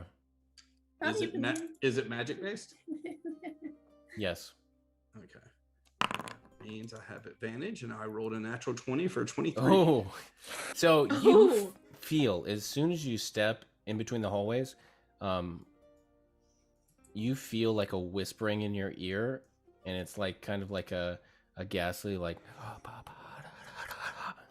right in your ear as you step along, and you feel tempted to look at your reflection, but you resist the urge. And Terra and Dusk, you see as Alvin walks along, you see Alvin as a walking corpse, and then in 10 feet, a dwarf, and then an elf, and then a human, and then a goblin, a half dragon after another 10 feet, and then Alvin reaches the end of the hallway, and his reflection is that of a child. Okay. Well, here goes nothing. And Alvin's gonna put the trap down and then try to create a line of explosive powder back to the others. Okay. Let's call that.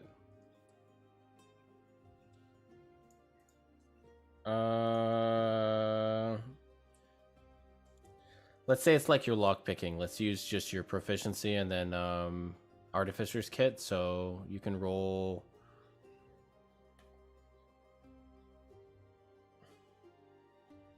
I'm not sure what to do. Like this a as. dex save and then add my I feel or like- dex roll and then add my proficiency or something, or I feel like Alvin's in his element right now. This could be performance. Like, he's- Go ahead and do. please no. Don't do it. Pick whatever one you're best at and do that one. Go ahead and do. Let's do just a straight intelligence roll and then add your proficiency. Mm. That is a 25. Wow.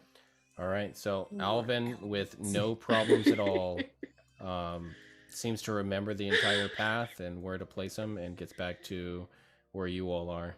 Okay. Well, Take a good step back. Yes, let us hide behind this this wall over here. Alvin looks and is like, okay, and uses his flint kit to strike and start the flame to see if it goes crawling towards the explosive device in the middle of the hall mirrors. And the flame follows the charge rope prepared, and with a great Back. the entire line of mirrors along the hallway all shatter, and then there's a cloud of glass dust that billows out before everything settles down. That was awesome. Tara gives Alvin a pat on the back that almost knocks him over. That was very well planned, my friend. I hope that worked. Regardless, it looked great. It was cool. Good job, Muscles. All right. Tara can take back her rope, right? It's burned. Oh, shoot. He used it to. Okay. Mm-hmm. Let me take that out of my inventory then. All I right, need to everybody. take the explosives out of my inventory as well. Yeah. Okay. Mhm. Okay, what's the party doing now? Tara peeks around the corner to look at the aftermath. What is it looking like? So all the mirrors have been shattered, and there's just stonework behind where the mirrors were. And there's a door at the far end of the hall. All right. Does everybody have what they need to do some fighting again? I guess Dusk has relayed the magic might not work too well against this thingamajig. It can reflect spells, but I don't know what the circumstances are. It might not be all the time. Okay. Alvin, hearing that for the first time, I think, whoosh, pulls out a dagger and goes, and then it's like, well, okay, I guess we'll find out. Muscles really pulling out the big guns, huh? Oh. Alrighty. Are we headed in then? I was gonna head to the door and listen on the other side and check for traps. Okay. I roll an guess if we make investigation. down the house, so Yeah. that is a 22. Okay. It does not appear Carrying as the though. fucking team. Yeah. As always. It does not appear as though it is trapped in any way. However, you can hear and feel a faint glow and hum from behind the door.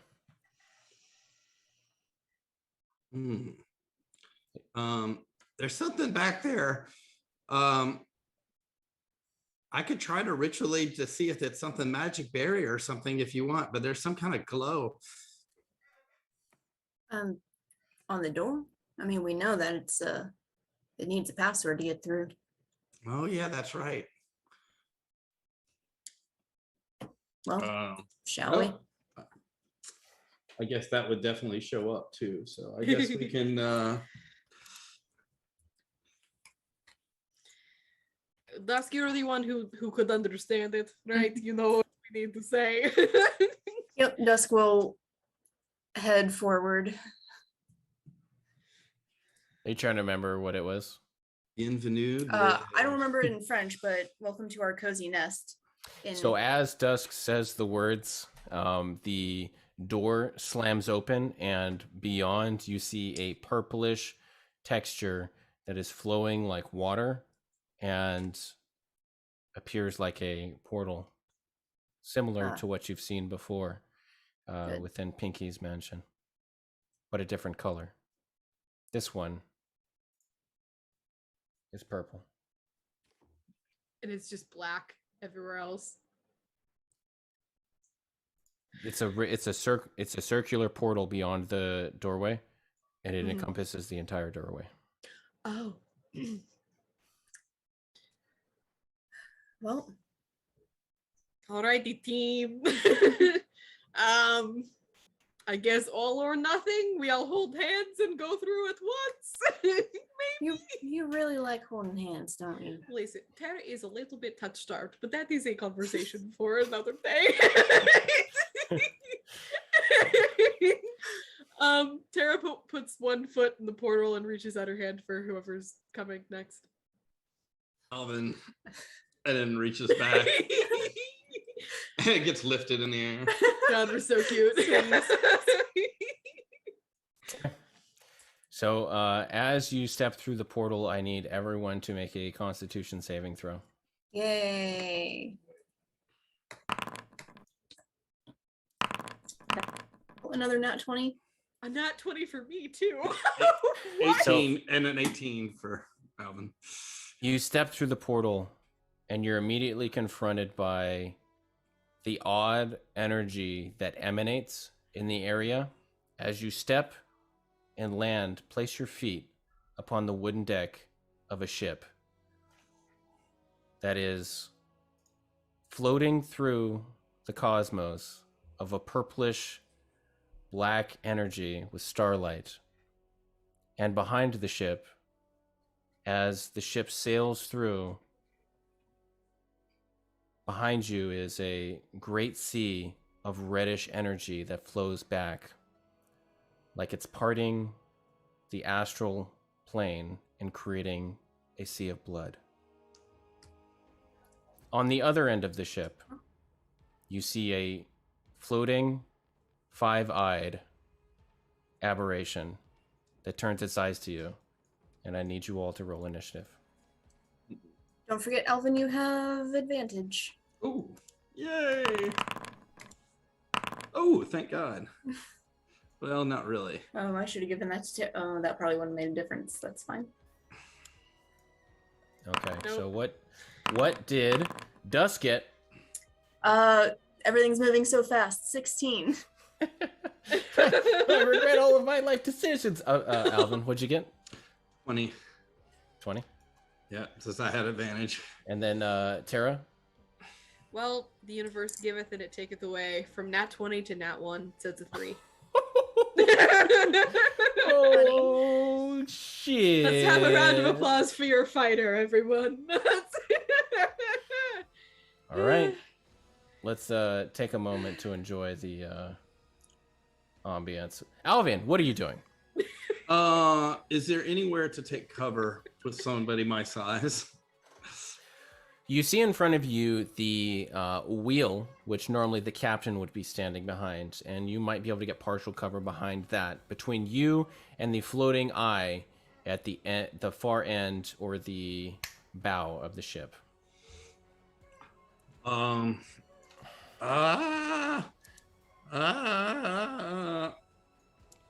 Alvin is going to move behind that to take cover. Mm-hmm. And then is going to... God, I don't have any spells left. Oh, Alvin. And some of them reflect. Alvin is going to use one spell, and that leaves him with one, to cast Mage Armor to try to stay alive. That's a good choice. And so he pulls out like a cured piece of leather, and you hear him speak to himself, and you just hear Armadura. And he casts Mage Armor as he takes cover behind there as well, and that raises his armor class. Okay. Two squishy people just hide and let Tara handle this. Oh, God. Okay. All right. And is that your turn, Alvin? That is Alvin's turn, because he was scared if he cast something, he might kill himself right away, right off the bat. Dusk, it is currently your turn. What are you doing? Dusk is going to hold up their crystal ball and they're going to mutter, Sweet la lumiere son. And they're going to activate their Twilight Sanctuary. So, at the end of everybody's turn, I can grant you either temporary HP or I can take away one effect, being charmed or frightened. So, that's a thing, and I'm going to grant myself some temporary HP if you don't mind. Oh, I don't mind at all. Thanks. Do we have to be within 30 feet for that? You do have to be within 30 feet. Okay. I think Dusk is going to take a small step back, and that is going to be their turn. Okay. It's 9 HP. Whoops, 10 HP. Okay. The aberration slowly rotates and then fixes its single eye upon you, Tara, and then you see one of the stalks come over, and I need you to make a Constitution saving throw. All right. This is fine. This is good. You got this. We love this. That's a 17. Okay, that's good. You will take, as you feel the eye upon you, you resist the effects for the most part, but you still take 9 necrotic damage as you feel your body wither away under the gaze of this creature. And it floats away from the ship, but still circling the ship. Okay, and this thing, it just like shot a ray at me. Yes, you Okay. felt the effects. You didn't see anything. Interesting. Tara. Okay. It is currently your turn. What would you like to do? Can I have Tara move to the edge of the ship? That's still within 30 feet of Dusk. Yes. Yep. 20. yep. Okay. You're 20. All right. Cool. Tara's gonna shoot her crossbow at this thing, Okay. aiming for the eye that just hit her. Okay. Sure. She thinks it's, I don't know, it's probably the one that looks like it's working extra hard. And that's an 18 to hit. Okay, that definitely hits. Okay. Oh god, that's only 3 damage. Wow. Okay. Every little You see counts. the aberration shudder a little bit, but still looks relatively unwounded. Mm-hmm. You also get Cute. 4 temporary HP. Oh, thanks, buddy. Okay. All right, that ends my turn. All right. Alvin, currently your turn. What are you doing? Alvin is like, well, I guess there's only one way to find out. And is like, fuego. And it's going to try to cast a firebolt and see if it reflects it or not. That's a 15 to hit. Your firebolt zooms across the astral plane and connects with the side of the aberration, and you see its scales and its leathery flesh start to burn. For how much damage? 1 point of damage. Yes. Yes. Just a little sin. And then he's like, it worked. And then Alvin. duck, and then tries to continue to take cover. You also get 6 temporary HP. All right. Dusk, currently your turn. What are you doing? Well, Think- Tara and Alvin are killing it. That's You're doing great, sweetie. Death by 1,000 eyes. Dusk is also going to pull out their crossbow. They're going to sigh, and they're going to attempt to shoot it. Okay. What's the range on that?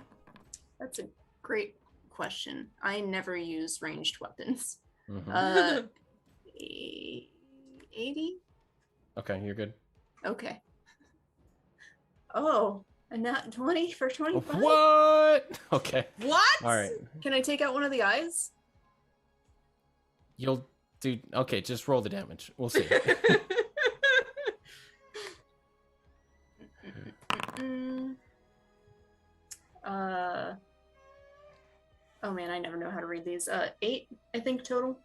+4. Plus 4, oh, 12, damn, okay. Yeah, yeah. 8. 23.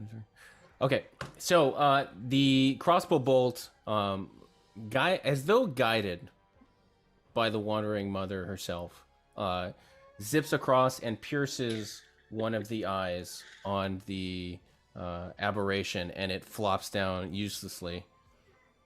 Sharpshooter. They mutter a quick prayer in Abyssal and end their turn. Okay, so now the aberration is going to float a little closer. And you see the blood from behind the ship start to splash and churn as this aberration moves closer. It turns 2 of its eye stalks over to one to Alvin and one to Tara. I need Tara to make a wisdom saving throw, and I need Alvin to make a constitution saving throw. Buddy, why you gotta do me like this? Alvin has a natural 20 for 22. Okay. All right. 16 for Tara. Okay. So, Tara, you feel the effects of your muscles locking up and becoming immobile for a moment before you're able to muscle through it and break free. And Alvin, you staring at the eye a little bit too long, you feel a little bit of panic into your brain before you get it under control. And then otherwise, nothing else happens. Tara, it's currently your turn. What would you like to do? Tara's just gonna shoot this thing with her crossbow again. Because it's Okay. a little bit far away still, but that's fine. Jump God. overboard. That's only a 6. Your crossbow bolt flies out, and then apparently it was too heavy because it just went right into the blood sea. That's fun. All right. Well, that's it. That's You can it for also me. replace your old temporary HP with 9 if you would prefer more temporary HP. Yeah, that'd be Alvin, sick. your turn. What would you like to do? Alvin's going to like duck back up, having seen that hideous eye, and just shudder for a second, and then just like, well, one more time, fuego! And a firebolt, and that's a 23 to hit. Oh, that definitely hits. Wow. Okay. And So- it does 10 points of fire damage. Okay, so you see as Alvin pops up from behind the pilot's wheel, and you see the flame spring out from his hand like a flamethrower, and it shoots out, blasts the side of the aberration, and knocks it off course a little bit from the force of the fire. And then with that, Alvin's going to again take cover if he like maybe moves a little bit further away, but still trying to take cover behind the wheel. Dusk, currently your turn. What would you like to do? First of all, Alvin, you can replace your, I believe, 6 temporary HP with 7 if you would like. I will definitely take that. Well, thank you. Every little bit counts. Second of all, Dusk is going to try and shoot this thing again. Okay. Sharpshooter. Damn, 23 to hit. Dang. All right. So getting them where it counts. That one for the damage, so 4 total piercing Okay. damage. All right. So you see your crossbow bolt stick into the side, and this thing starts to wobble where it's floating. All right. Would you like to do anything else? Oops, that's my measuring thing. Take a step this way. I think that's going to be their turn. Okay. All right. So you see the aberration float a little bit closer and fix its eye stalk onto you, Tara. First with 1, and then the second. And I need you to make a Constitution saving throw and a Wisdom saving throw. Oh my god. All right. Well, this thing really doesn't like me very much. For the con save, that's a 23. Good. It's good. And for the wisdom save, it's probably gonna be a lot worse. That's a nat 20. All right. So you roll next, so it's probably not gonna be great for my. You feel a little bit of fear as your body starts to melt away, and you can feel your body atrophy from within, and you take 10 necrotic damage. Okay. And this creature is going to start to float away from the ship to get a little further back. And that is its turn. Tara, currently your turn. What would you like to do? Tara has to shoot at this thing again, because it's not going to get close enough for her to do anything else to it. Oh, here it comes. That's a 21. We're just rolling them super high. Okay, all right. Roll your damage. And then that's 9 damage. That's almost full damage too. Okay. Well, how do you kill that aberration? What?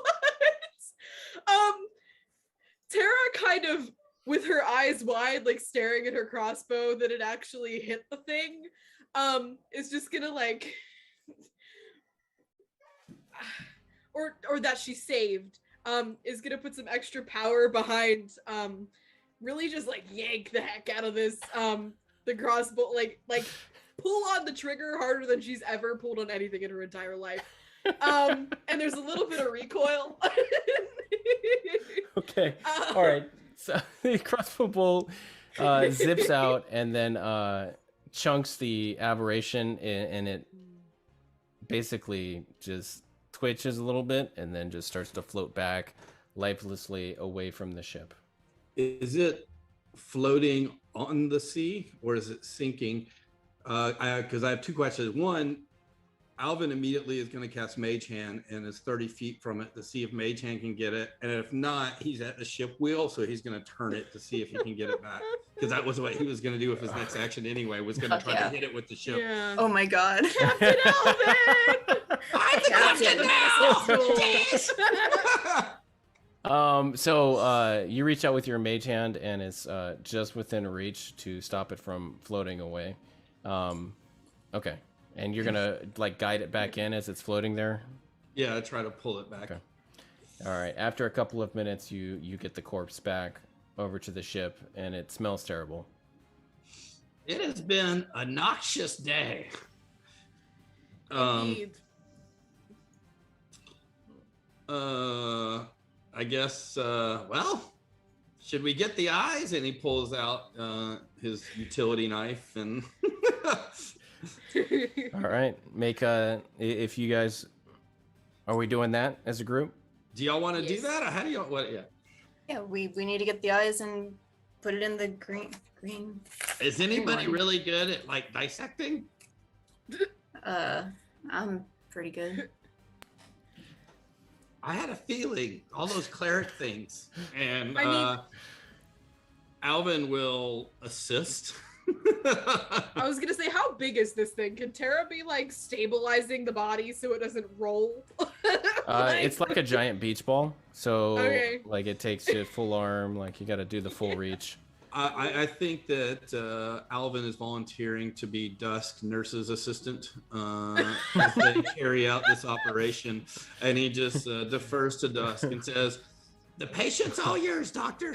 Oh my god. Dusk pulls out their knife. Okay. Roll a survival check. Oh, survival? Damn. Okay, Or sorry. medicine will work too. Damn. All right. Well, survival is better. I rolled both. But I rolled a nat 20 on medicine for a Okay, 24. you're good. Oh my So god. you, Dusk, I don't know where all these nat 20s are coming from, but Patrick, Dusk, My like, ass, apparently. just like a very cultured chef, and you just see the different side of Dusk now as they just like carve and scoop, and they basically skin this thing within a couple of minutes, and get a collection of eyeballs along with some of the vital organs. Cool. And to think all these shenanigans started with the carving of a spider's ass. That's where all the nat 20s are coming from. Spider carcass. I Dusk guess we need Hand to, over the eyes and bucket the rest. I guess we need to like explore the ship and maybe be careful. But there's supposed to be like a green bottle in like somewhere that we have to mix it. Indeed. As a master in the color green, Tara will go downstairs in the captain's quarters. Tara's not too great with captains though.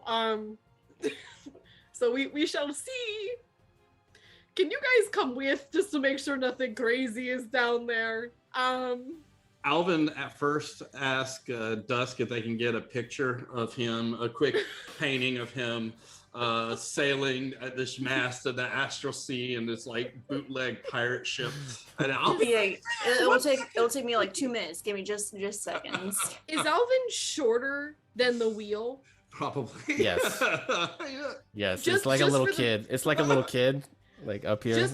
Just for the picture, Dusk, Tara is not here. Do not draw Tara into the picture. And Tara like holds Alvin up a little bit and like ducks down. All right, Alvin. So I'm gonna draw it like you're flying. So we spend 2 minutes on that. Okay. All right. We As all need mementos. Dirty Dancing holds Alvin up so I can. Like a Titanic. Wow. as we were heading down, Ken. This is a serious campaign. All right. I'm just kidding. What are you saying, Dusk? It sure is. It sure is.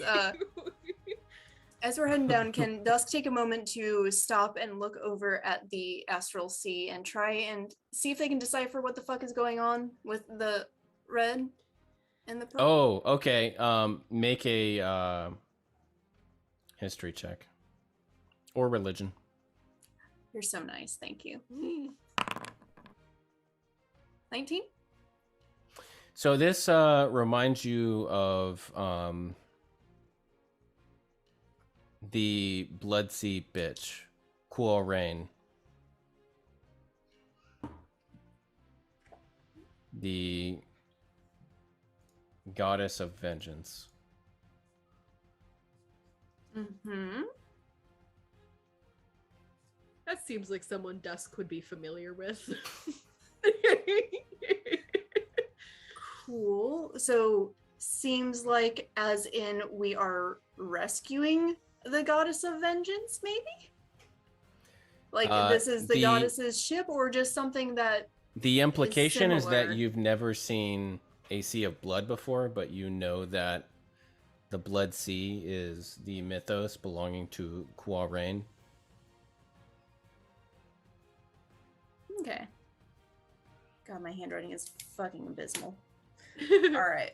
The language. Wait, that's abyssal. That's... I mean, it's pretty abyssal too.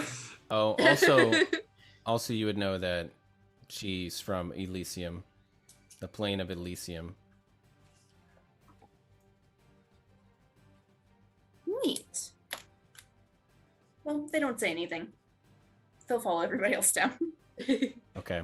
So as you all make your way down into the quarters, right beneath the wheel essentially is the captain's quarters, if that's where you're going. Yes. Okay. And within you find an assortment of very fine cat toys on long strings. And then This is a also- serious campaign, damn it. Jake. Come on. What kind of cat? and it's very lavish inside, but it's absent of anything really on the bed other than like the furred mattress. Like normally you'd find like sheets and blankets and stuff like that, but that's not there. And they have a desk, and beyond it there's a shelf with some bottles, and of all different colors. Jake, I think you left something out of the description. So cats don't actually sleep on the bed; they'll sleep on the cardboard box. They never sleep in the bed that you buy them. Is Who there, said a like, some cat sleeps in paper? here? Is there some paper on the ground, maybe? There's a little, you find after you open up a couple of hidden drawers, you find little packages of catnip. No. Anyway, Alvin's gonna look around for a green bottle, but is also keeping an eye out for any other bottles or any books of interest. okay, so you find a couple of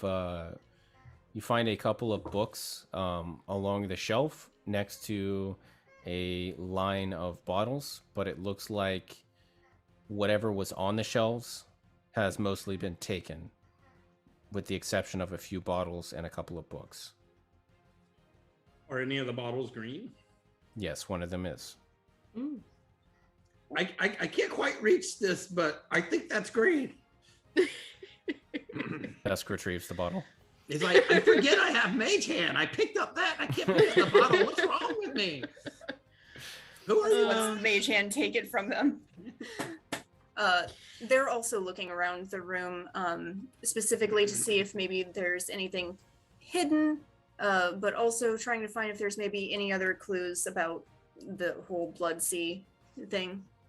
Make an investigation check. I'm good at those.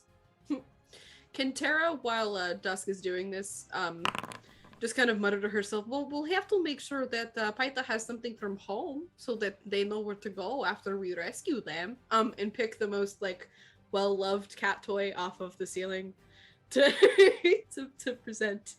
I think To they might Paita. kill you if you do that. 19. You find a couple of daggers hanging from the wall that look different than normal daggers, and they have an insert along the flat of the blade where normally you would find either poison or like it's a poison insert, like you rub the poison along the insert. Okay, that's it. Mm-hmm. Cool. They're gonna leave it. They don't want to steal from this person. Okay. Are the books anything interesting? So the books are written in Abyssal. You want me to translate those? I was just curious what they said. What the titles were. What are the titles? One is Paita's diary. Oh, God. Mm-hmm. What's the other one? And the other one Yes, Jake. is He's so on the spot. roll a d20. Hold on. It's All right. Beholder's Day Off. Hold on, I have to It's been a remember. while since I've been able to use this chart, so I'm excited. That's what I was waiting for. Actually, yeah, it's roll a d20. Yeah. Uh-huh. 1. You did this. There it is. You So did this. you find a book that is entitled "Bug Barely Fits," and it is a smut novel. Dusk just Oh! raises their brows, puts that one back. I have another one if we want to add to the collection. Oh. They're gonna Wow. flip through the diary and see if anything sticks out. Yeah, it's mostly just Paita I love my ship. talking about. Well, I was sailing on the Astral Sea again today, and we got attacked by the Geth once again, and I defeated them because I am so strong. And it's like entries like that over and over. Okay. So good. So cute. So nothing new. Cool. They flip through it, kind of like disappointed that there's nothing secretive in there, and just stick it back. Okay. Well, Are we done? do we see a return to the other plane from the I mean, the ship, should we do the potion first, real or quick? just become pirates and take it? Oh God. Alvin, Dusk that is genuinely considering this for a moment.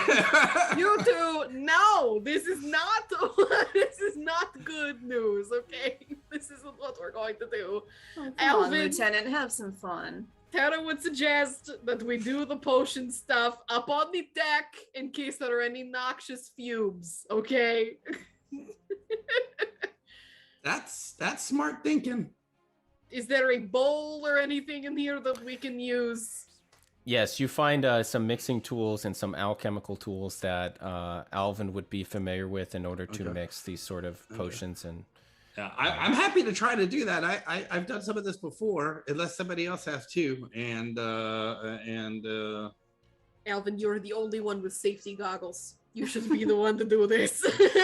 takes it upstairs, and it's like, well, I've said this a lot. I think this is going to be a lot in my life. Here goes nothing. And Guidance. medicine check. Plus Medicine D4. check. Add your proficiency, and then add the blessing. Medicine check. Mm-hmm. Add my proficiency, and then add the blessing. That is total score 20. Okay. So you grind down and smush and smash and mix the eyeballs into a grayish goo. Would you that call this a mixes- monster mash? And it mixes into the I'll leave. Oh my God. it mixes into the potion bottle, and you quickly tighten down the cork after that because it starts to bubble. Oh, Mm-hmm. excellent. I think it worked. Thank you. Wonderful. Thank you. Now that you all are back on the deck of the ship, you see the portal, which is on this side, silver in color, is still there. All right, well, I guess last chance to sail the astral sea. And then both of them look at Tara. No. All right, I am going through the door. It is up to you two whether or not you follow me. Alvin smiles and like kind of skipping follows through. Dusk will trot after them. Okay. So you all step through the portal. I need you to make a Constitution saving throw. Oh God.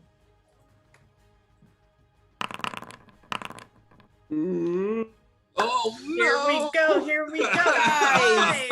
Guys! This is where we die. What did you roll? I'll lead off with an 11. Oh, okay. 5. Mm-hmm. 5 Four. and 4. Mm-hmm. oh, okay. So I Alvin, guess Together we I'm make a part- 20. Now I'm part of the astral sea. Ooh. Alvin and Dusk, as soon as you step foot back onto the material plane, the disorientation causes you to immediately feel sick, and you start puking uncontrollably for a few moments. Wonderful.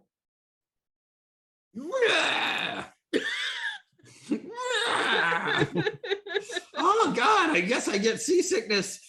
I'm Uh, not a sea gnome. I'm a rock gnome. Well, maybe it's a good thing we didn't decide to become sea pirates. It's fine. It's all fine. right, are Oh, you two This okay? is even more noxious smells. Ah. Yeah, I'm good. All right, let's Let's make our way back through the hallway back to Tiger and Coffin. All right. Tara's ushering the two ahead. We're gonna skip the skill challenge. We've done it like 3 times. Thank you. We're good.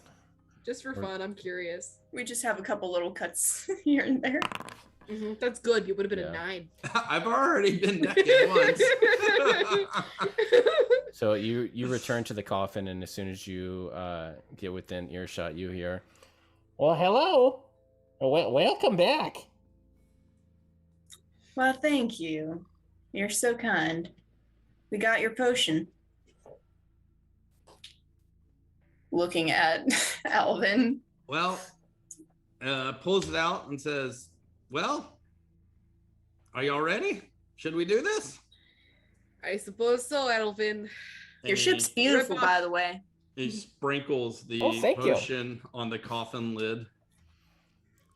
okay, so as you splash the coffin lid, Taking it a takes step a back. moment, Not on the and pressure then plate. as the air starts to enter the liquid, it starts to become a noxious fume, and you see a flicker of prismatic energy from the coffin, and then it grows dim for a moment before you hear a and the lid pops a little bit, and you see a furry tiger claw just on the inside of the lip before it pushes the lid out of the way.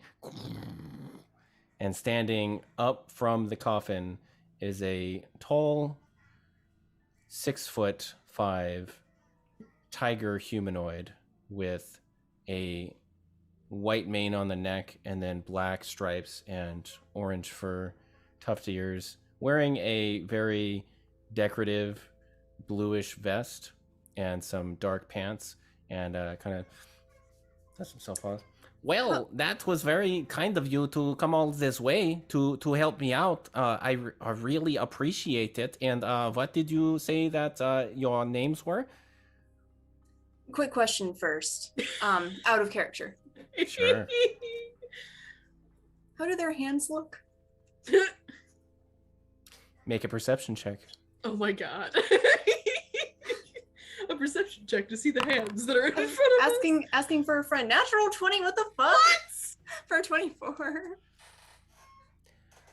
As you take a look at their hands, Dusk, you see that the palms are reversed. That's what I thought.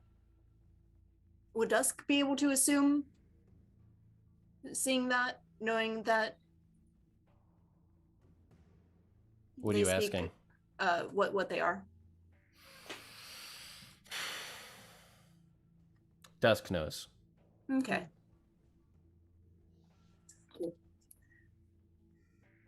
Well, my name is the Sacred Dusk that is the Lineman of Asylum and Abyss, but please call me Dusk. Pleasure to meet you face to face.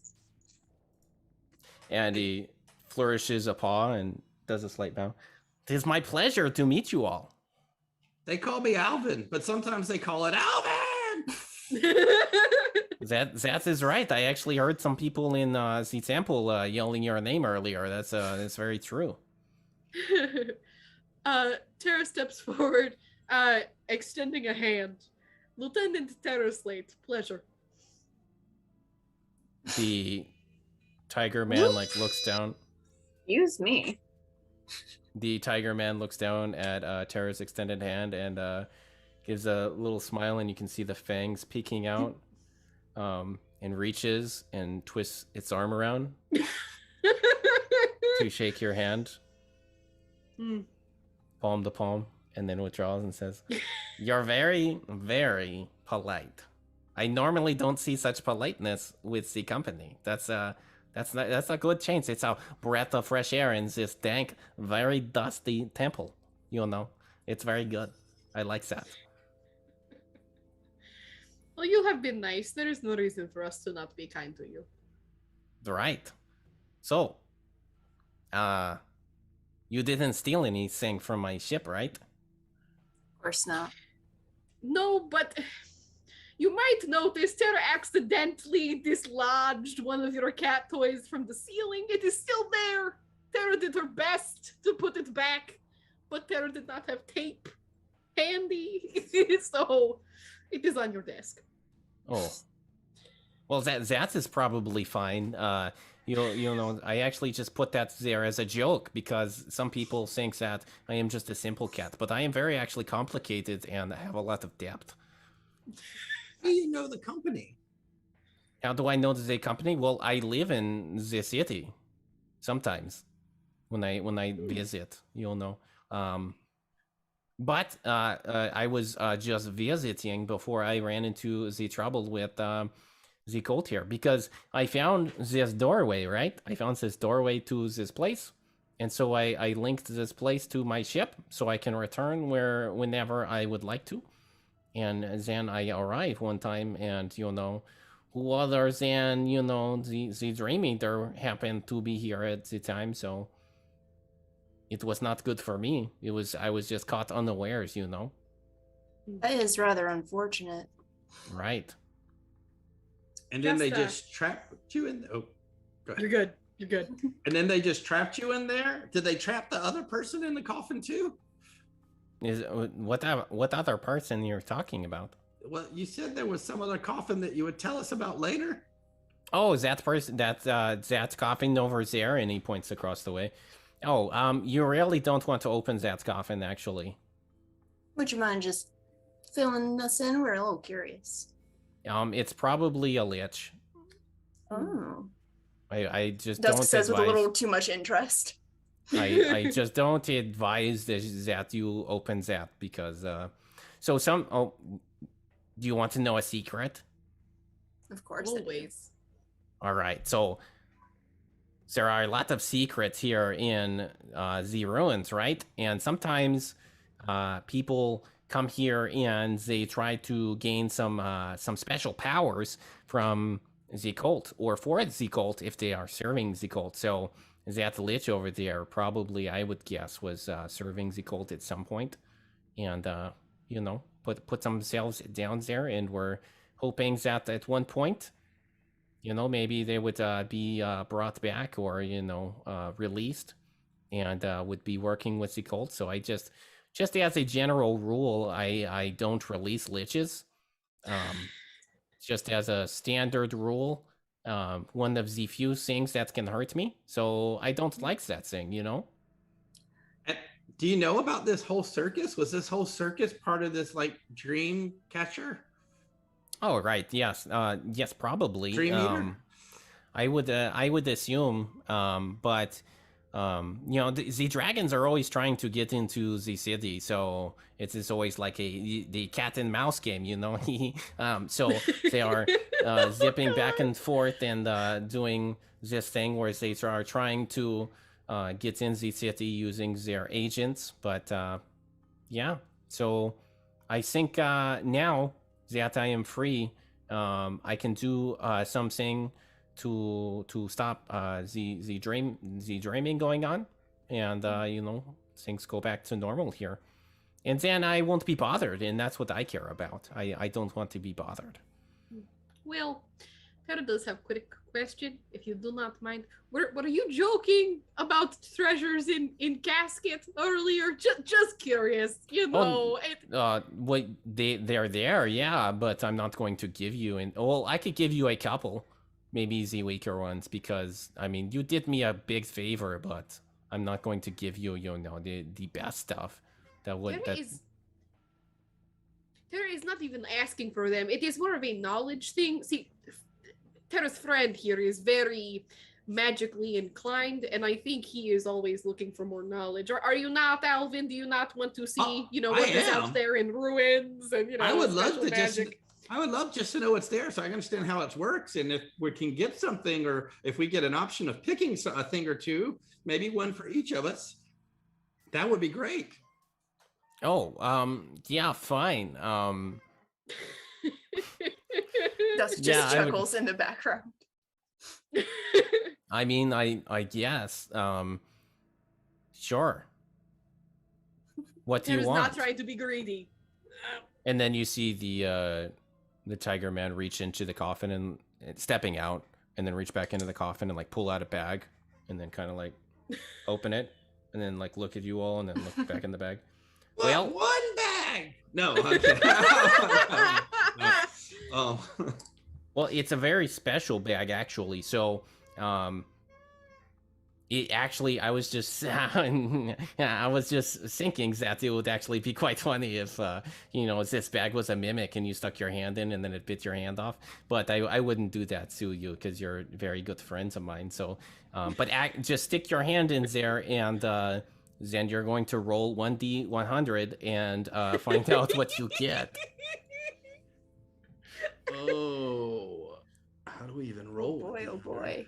It's if on your D&D Beyond sheet in the corner, you can pick D100. Can you? Yeah, Mhm. Tara rolled Oh, a there it is. 98. A 98. Ooh. 98. 2, baby. Wow. 2. You both rolled 98. No. 98, and then No, 2. Mirage rolled just 2. Oh, So together we make 100. And Alvin rolled a 75. We get everything in the bag. Okay, so I'm gonna regret this. Yeah? I'm gonna regret this. All right, so That's the highest Tara, I've ever as rolled you on stick the your D100 hand ever. in and you grasp something and you pull it out, and it is a necklace with some little beads hanging from it, and they are shaped like little flames. Oh, you are going to regret that so much. Of course we're not going to know what this stuff is, right? Like we have to like figure it out. Okay. Tara, And the next item, what will we roll it to? Uh-huh. Okay. That's less exciting. That's You get okay. a bottle of water. So you pull out a large bottle with a reddish liquid inside, and you recognize it as a healing potion, but it's a I'll take it. potion of superior healing. I will fucking take it. Okay, and what was the last roll? The last roll was a 75.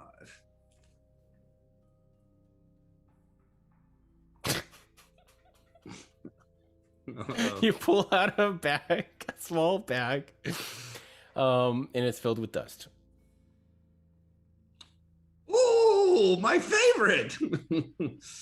Well, thank you kindly. Very sweet of you to share your... Do you know what these things are? Could you enlighten us? Oh, that's yeah, sure. That's right there, Alvin, is a bag of dust of disappearance. Oh my god. Don't snort it all in one place. I'll give you. No. I'll give you 3. I'll give you 3 uses. Okay. Yeah. If we are learning what this stuff is, would you mind explaining the necklace? Oh, I would be very careful with that one. You might want to keep that probably in a very safe place, because if one of the beads, gets pulled off and then dropped, it actually just erupts in a great ball of fire. You might call it a necklace of fireballs. What? Are you okay? Roll 1d6. Okay. 3. You have 6 beads attached to that necklace. Wow. You have 6 fireballs. Oh, And you- Jake, you're going to you- regret that. And you use athletics to I'm going to say that with these, you need to roll over a 10 on athletics in order to make sure you don't fireball yourself. Fair. So use at your own discretion. You said 6 uses. I have to roll over a 10 using my Yeah. athletics modifier. Okay. Mm-hmm. And you can only throw it up to 60 feet, but if you roll under a 10, like... Got a 40-foot fucking radius, so, like, watch Yep. the fuck out. Radius, not diameter. Yep.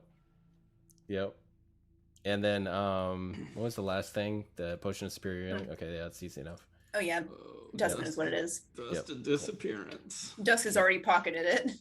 Okay. All right. Well, that is all for the magic bag of tricks from Paita. And then he puts it back in the coffin and then like pulls the lid with one hand and it sets back into place. I hope you have fun with all of your newfound items there. What are you doing here anyway? We were investigating this place. Oh, right, because of the strange, weird things that are happening. That makes sense. Okay.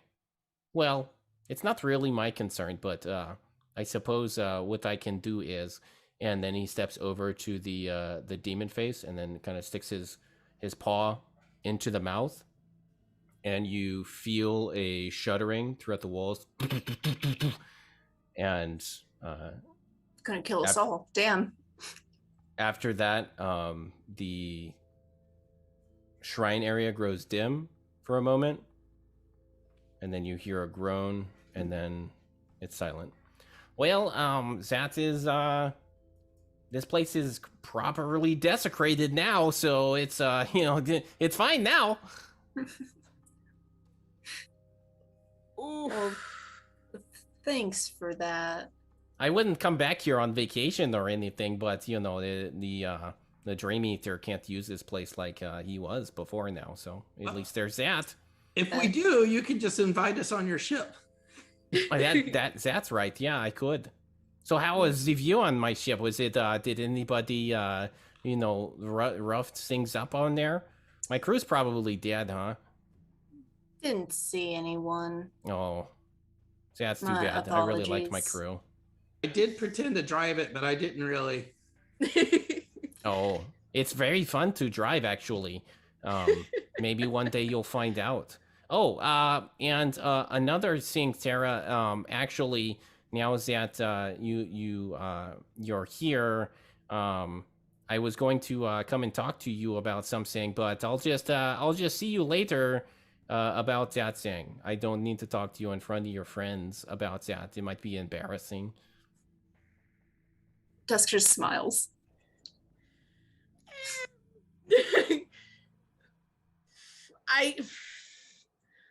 Is this a Jake thing? Like, you don't want to like waste time talking about it, or is this like?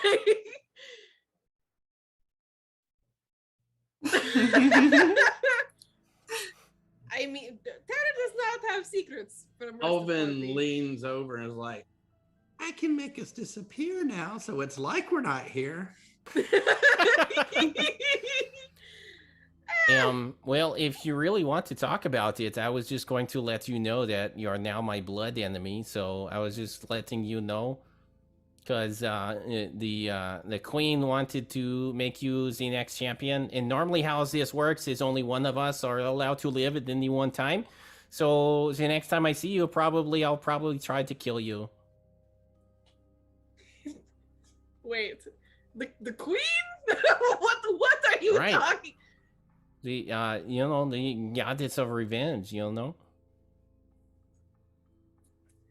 I'm her champion. Don't I look? I'm a champion. See? You I'm do. very, very, very respectful and regal looking. That's why I'm the champion. Just all right, Jake. Does Tara know about this whole like queen champion thing? Like, is that like a goal of people? Like, if you're like you want to be the queen's champion? Tara doesn't know shit about this. Does Okay. Dusk know shit about this? I just No. Okay. Alvin's too busy staring at the Dustin's disappearance, plotting.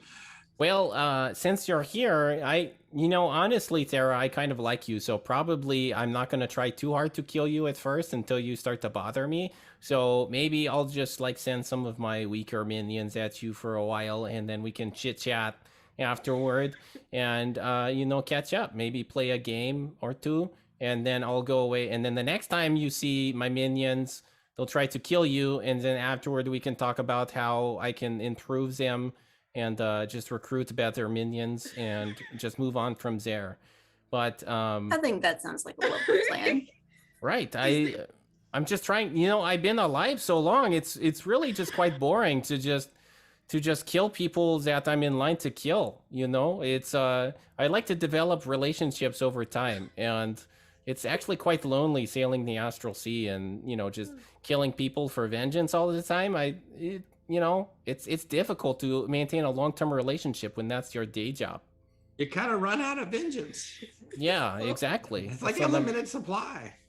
Exactly. Just curious, did Tara miss like a mailed RSVP to become champion or something? Oh, you're not Because- the champion. No, I'm the champion. It's just right. Coraine has eye on you. That's why I get jealous. Does Queen of Vengeance have a temple? Because Tara would like to have a word with Queen. Because No, I'm Tara not going to help you. The dude finds that thing. You think I'm going to help you? I hate you. Well, I don't hate you, but I'm supposed to hate you, and it's just like it's a very complicated situation because I'm going to kill you, but I just want to let it last for a while, because I'm sick of not having good people to kill or fun people to kill. Well, I like to let it simmer. interesting. Just real quick, are you into hugs? Because Tara is just curious, Oh, we can just- hug if you want, but if you as try to one stab me, I'll last- kill you. I will not. No, Dusk, hold my sword, please, if you would not mind. Just Sure thing. They kind of like. That's very Just- nice. just one last before you try to kill me for the rest of Everdom, because like you said, you have been alive very long time, probably longer than Tara will ever live. So Okay. Well, that's very nice. I'll think about this hug when I am tearing your heart from your chest later in your life. fair enough. Well, And Paita opens his arms to hug Tara. Okay. They hug and Paita gives Tara a pat on the back of the head. It's okay, I've killed a lot of people, so you're not the first one. Actually, if you make a good deal with the vineyard, maybe you won't die permanently. By the way, you can't kill me because I'll just come back. So it's if you do win once, then I'll be back. That is a very good threat. Tara will take take a page out of your book for future threats to make sure they carry that much weight. Thank you. Yeah. Alvin just tugs on Tara's and just leaves us. Well, if the situation comes up, you better trap him in another one of these things, and then playing. Because then if he's just stuck, Yes, if they're just stuck, then it's just a trap, and then Oh, Alvin, you're very funny. I'll make sure to kill you last. yes, Alvin, thank you for tip. That is excellent. Tara is realizing that she has released lifelong enemy. We don't need to rub it in, but I appreciate your enthusiasm. Right. So if I ever catch you around Elysium, just to let you know, I'm going to kill you.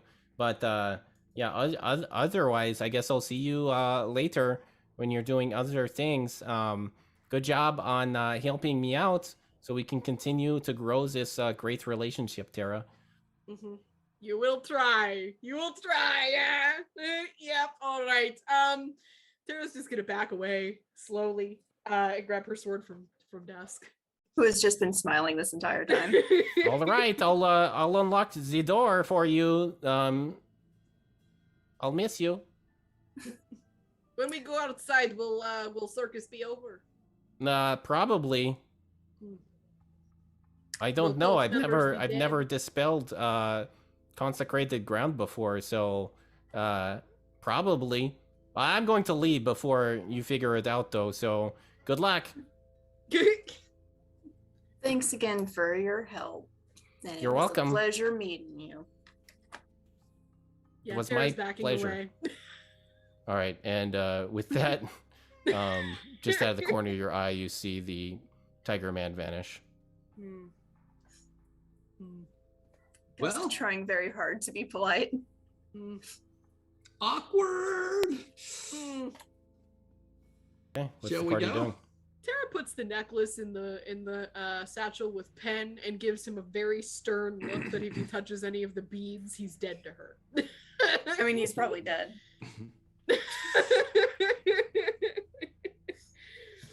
I think we head back. Yeah. That Okay. sounds good.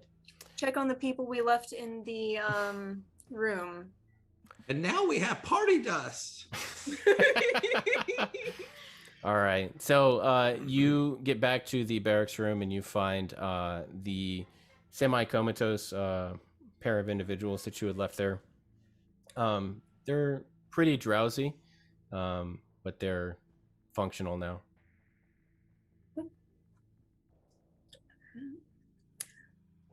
Let's take a peek outside and then think about escorting them out. That sounds like a good plan, Dusk. Very good plan. I'm assuming we were meant to go out the same door that we let the cult members out of. I Probably. can't imagine we're supposed to jump down one of these holes, so. They don't look very inviting. No. Oh, well, maybe. Dusty's gonna go peek out the door. Okay. So the door opens easily enough, and as you open the door, you see through the portal through the doorway, which also doubles as a portal, but through the doorway you see an abandoned amphitheater and a clear sky above. Nothing unusual to be seen except the fact that there's no one there. Nobody at all. No bodies, no nothing.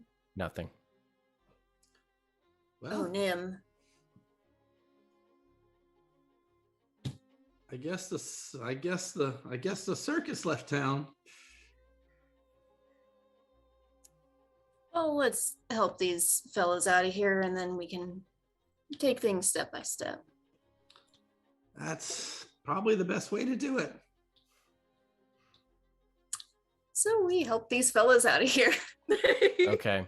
So you escort the people back through the amphitheater area, and once they get oriented once again, they come back to their senses and remember where they were a few days prior, and they thank you. They don't have anything to give you, and then they go their way.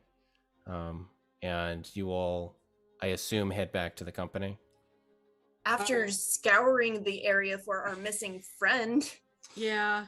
I'd say that. I think we need time to process everything. Okay. Definitely. Yeah. All right. So, and that is where we are going to end tonight's episode. We survived somehow. Wow. How many combats was that, Jake? Enough. I think tonight was 3. Yeah. Yeah. Enough. It would have been 4, but We didn't trigger the leak. yeah. Yeah. Hmm.